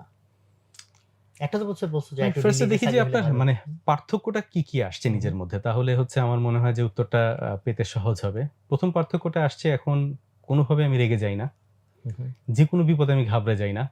আর বিপদ যত কঠিনই থাকুক আমি ঘুমাতে পারি। ইট ইস যেকোনো জায়গাতেই আমি আসলে এটাকে টেক ইট ইজি ফর্মুলা মানে এই জায়গাটুকু আমার মধ্যে তখন ছিল না। তখন খুব সহজে উত্তেজিত হয়ে যেতাম। খুব সহজে টেনশনে পড়ে যেতাম। যেকোনো বিষয়ে তখন মনে হতো যে এখনই মনে হয় সবকিছু ভেঙে চুরে যাচ্ছে। কিন্তু এখন যেটা মনে হয় যে আর কি হবে? মানে ভেঙে গেলেও এই যায়, চেঞ্জ না গেলেও কিভাবে তা। আসলো? এটা আসলে প্রেশার নিতে মানে হচ্ছে গিয়ে এই জায়গাটা আসলে শক্ত হয়ে যায়, চামড়াটা মোটা হয়ে যায়, বুঝছেন? মোটা হয়ে গেছে। প্রতিদিনই আসলে কোনো না কোনোভাবে অপারেশনাল সিচুয়েশন তো তৈরি হয়, যেটা আপনার হওয়ার কথা ছিল সেই কাজটা হয় না। হুম, সো ওই জায়গাটা আপনাকে একটা এক্সেপশন হিসেবে টেক কেয়ার করতে হয়। হুম, আপনি যদি প্রতিদিনই টেনশনে পড়েন, তাহলে একসময় এই টেনশন তো আর টেনশন থাকবে না। ওটা একটা নিজে একটা টেনশনে রূপান্তরিত হবে। হুম, সো এই প্রেশারগুলো নিতে গিয়ে দেখলাম যে আমি যতই টেনশন করি না কেন, এটা এইরকমই, মানে প্রসেসটাই এরকম। Hmm, hmm. So better not to make the tension. এটা আজ হোক কাল হোক, নিজের দায়িত্বে এটা সলিউশন হবে। সো এটা নিয়ে টেনশন কিছু নাই। ওকে। আর তোমার লিডারশিপ নিয়ে আলোচনার সূত্র ধরে আরেকটা প্রশ্ন তখন করতে চেয়েছিলাম যে লিডারশিপ যে প্রিন্সিপালস থাকে সে জায়গায় তুমি কিছুটা টাচ করছো, বাট যদি গুছায় বলতে বলি যে তোমার লিডারশিপ যে প্রিন্সিপালস ফিলসফি ওটার মেইন যদি ৩টা পয়েন্ট বলতে বলি, কোন ৩টা পয়েন্ট বলবা? ফার্স্ট পয়েন্ট হচ্ছে working environment. I would like to ensure the working environment for all. মানে যখন আমি যেকোনো জায়গায় যাই, আমি মনে হুম, করি যে পজিশনের দিক থেকে ছোট না। একটা কোম্পানিতে তো আসলে অনেকে অনেক পজিশনে জব করেন। হুম, একজন ড্রাইভার যে আছেন, তার জব পজিশন যাই হোক না কেন, সে তার দায়িত্ব পালন করছেন, আমি তার দায়িত্ব পালন করছি। হুম, তাকে ঠিক ছোটভাবে দেখার কোনো কারণই নাই। আমি মনে করি সে জব পজিশনে যেখানেই থাকুক না কেন, আমি তার নিচে অবস্থান করছি। তাকে সার্ভ করাটা হচ্ছে কি আমার একটা দায়িত্ব। দ্বিতীয়ত, আমি এনশিওর করার চেষ্টা করি যে সে যাতে কখনো এই জায়গায় সাফোকেটেড ফিল না করে। মানে সাফোকেটেড মানে অনেক কারণেই ফিল করে যে একটা আ সুবিধা সে পাওয়ার কথা, একটা পারফরম্যান্স সে করেছে, সে পাওয়ার কথা, কিন্তু তার লিডার, তার ইমিডিয়েট লিডার সেটাকে বাধা দিচ্ছে, কিংবা ম্যানেজমেন্টের কারণে সে হচ্ছে কি একটু ছায়ায় পড়ে গেছে, সে রিচ করতে পারছে না। ঠিক এই কারণেই আমরা, কিংবা পার্সোনালি মাইসেলফ, আমি চেষ্টা করি যে আ যারাই আছে, মানে এমপ্লয়ি লেভেলে যারাই আছে, সবার সাথে একটা গুড কমিউনিকেশন মেইনটেইন করা। অ্যান্ড থার্ড থিং, আমি চেষ্টা করি যে তাদেরকে এমপাওয়ার করা। আমি যে কেউই কোনো ভুল করতেই পারে। ১০০ টা হুম, কাজ করলে পরে ২-৩ টা ভুল হবে। আমার নিজেরও হয়।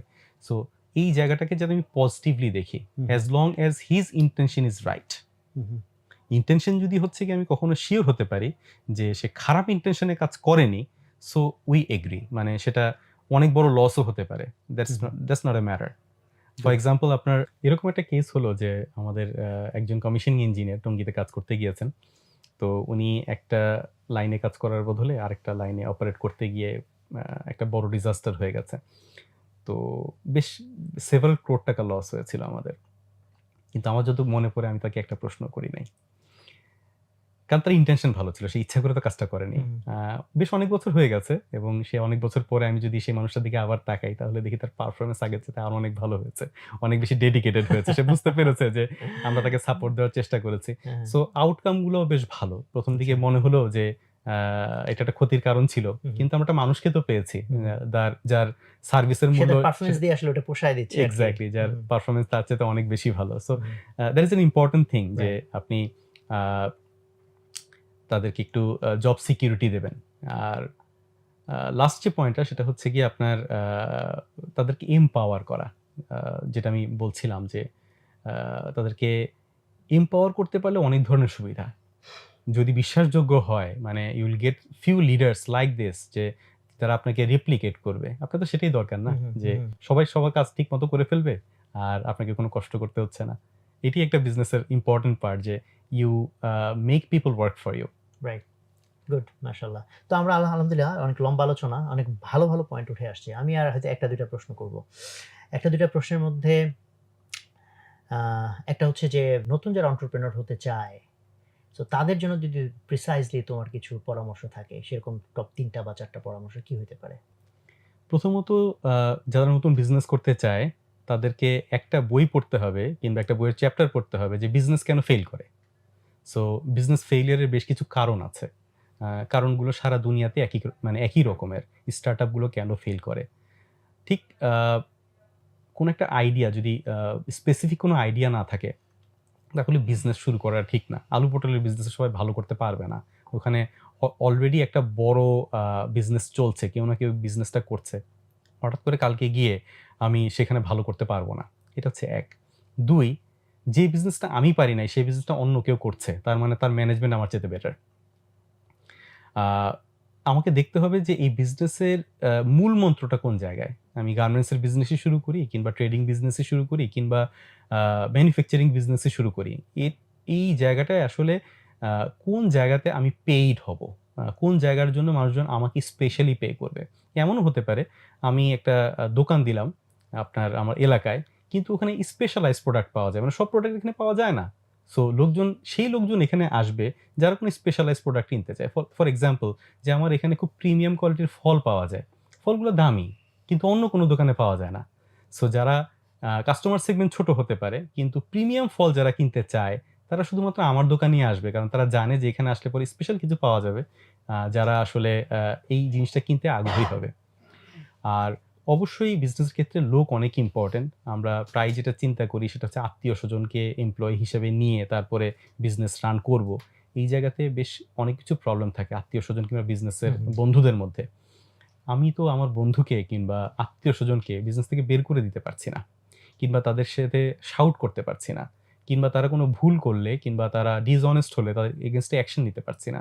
এমপ্লয়ি হিসেবে আমরা তাদেরকেই রাখবো যাদের ক্ষেত্রে এই কাজটা করা যায়, যাদের এগেইনস্টে অ্যাকশন নেওয়া যায়, যাদের সাথে সম্পর্ক ছিন্ন করা যায়।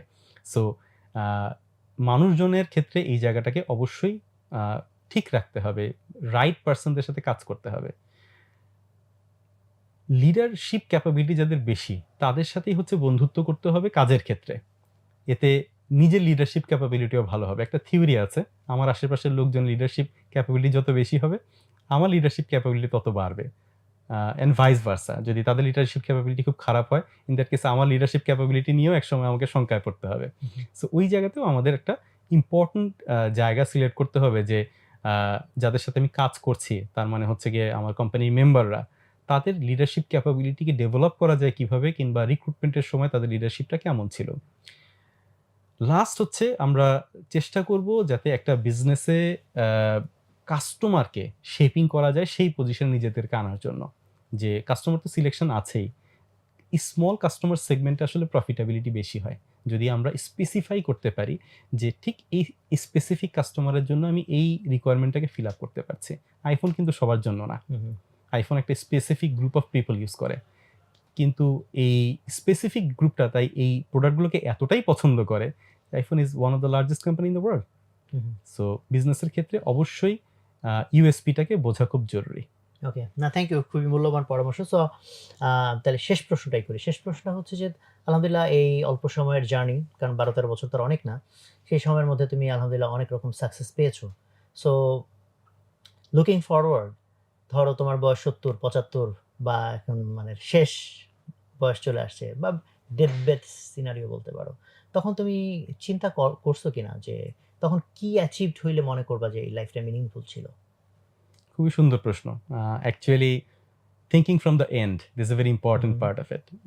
২ ধরনের উদ্দেশ্য নিয়ে আমি আসলে কাজ করি যাতে একটা সময় গিয়ে সেটা অ্যাচিভ করা পসিবল হয়।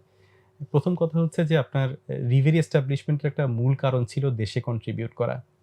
আমি আপনাকে বলেছি যে ইউনিভার্সিটিতে যে টাকা দিয়ে পড়েছি সেই টাকা তো ব্যাক করতে হবে মানুষকে। I'll be very much happy যদি রিভেরি থেকে আপনার বড় রিভেরি ইটসেলফ একটা বড় এক্সপোর্ট কোম্পানিতে কনভার্টেড হয়। এখন তো আমরা দেশে অনেক বড় সার্ভিস দিচ্ছি। কিন্তু এটা যদি দেশের বাইরে আরো কয়েকটা জায়গায় একটা বড় সার্ভিস হোল্ডার হিসাবে এটা নিজেকে এস্টাবলিশ করতে পারে, ম্যানুফ্যাকচারার নিজেকে এস্টাবলিশ করতে পারে, I'll be very much feeling successful on this issue. আর দ্বিতীয়ত ইউনিভার্সিটি আর স্কুল থেকে যেটা আসছে সেটা হচ্ছে গিয়ে আমি পার্সোনালি এট লিস্ট ৫,০০০ ছেলে-মেয়েকে নিজে মেন্টর করতে চাই। যাদের মেন্টরশিপটা না হলে যে এই পরিবর্তনটা জীবনে আসতো না।